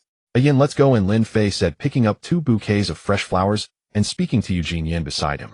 Eugene Yan nodded, and together they entered the valley. The burial mounds were arranged in tiers. The two held flowers and began paying their respects one by one, soon arriving at a central mound. Just as they finished their tribute, an anomaly occurred. A gust of Yin wind swept through, and the air filled with the sobbing of 100 ghosts. Then a lion-like creature, half solid and half transparent, appeared in midair. "Something's wrong. Yan, let's take cover," Lin Fei said quickly. Eugene Yan, sensing the abnormality, carefully retreated to higher ground with Lin Fei. The lion-like creature seemed to target them, moving toward them. When it drew near, it let out a roar and lunged at the two. Lin Fei quickly set down the flowers, drew the Leguang sword from his waist, and charged forward to meet the creature. With a single clash, Lin Fei was sent flying backward, crashing onto the grassy hillside. Eugene Yan rushed over and helped Lin Fei up. "We can't win. Let's get out of here," Lin Fei concluded. Eugene Yan nodded, and supporting the injured Lin Fei headed down a different path. Seeing them trying to escape, the lion-like creature bounded after them. "They'll hold it off. You go first," Lin Fei said, quickly realizing the creature's speed and that he couldn't abandon Eugene Yan, who was a wisdom type, superpowered and lacked combat strength. "Be careful. They'll get help."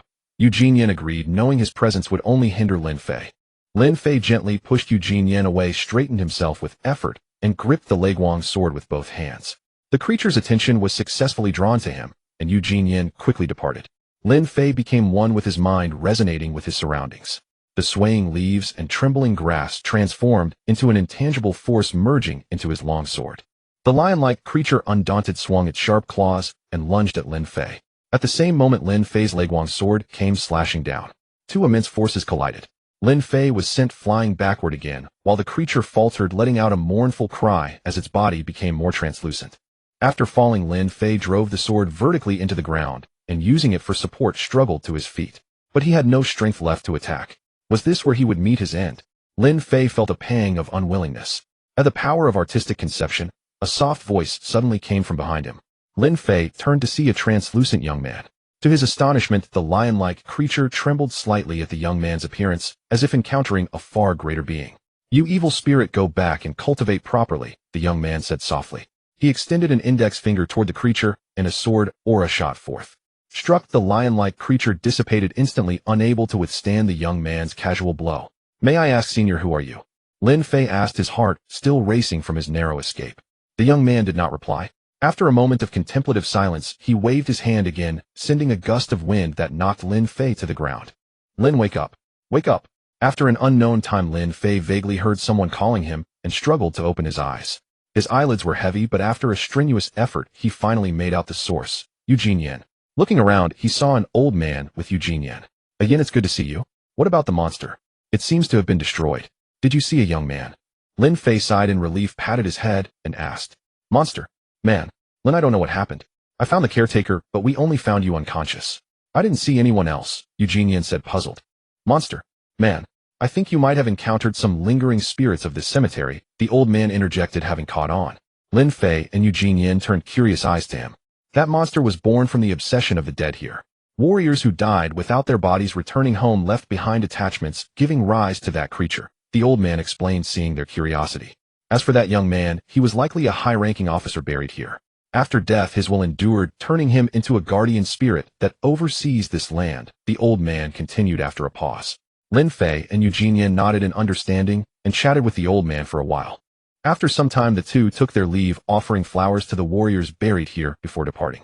The glorious holy war must have been incredibly brutal. Even someone as powerful as that young man with his enduring will ended up buried here. Lin Fei couldn't help but cherish the peace of the present even more. Leaving the valley, Lin Fei and Eugene Yen quickly boarded a floating platform, headed to the nearest passenger station, and after several transfers returned to school. In his room, Eugene Yen browsed through materials while Lin Fei fell into deep thought.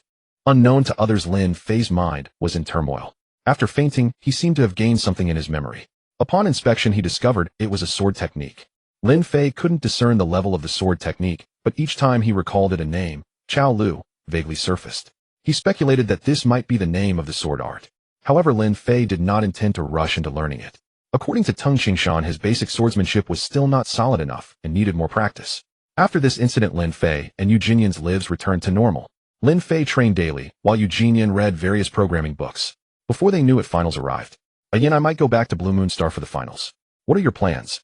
Lin Fei asked Eugene Yen, who was reading. "He'll go back to Elon Star. My family is there. I enlisted right after reporting and haven't seen them for over 2 years," Eugene Yen replied after thinking. "Then we'll see each other next semester," Lin Fei said after a moment of silence.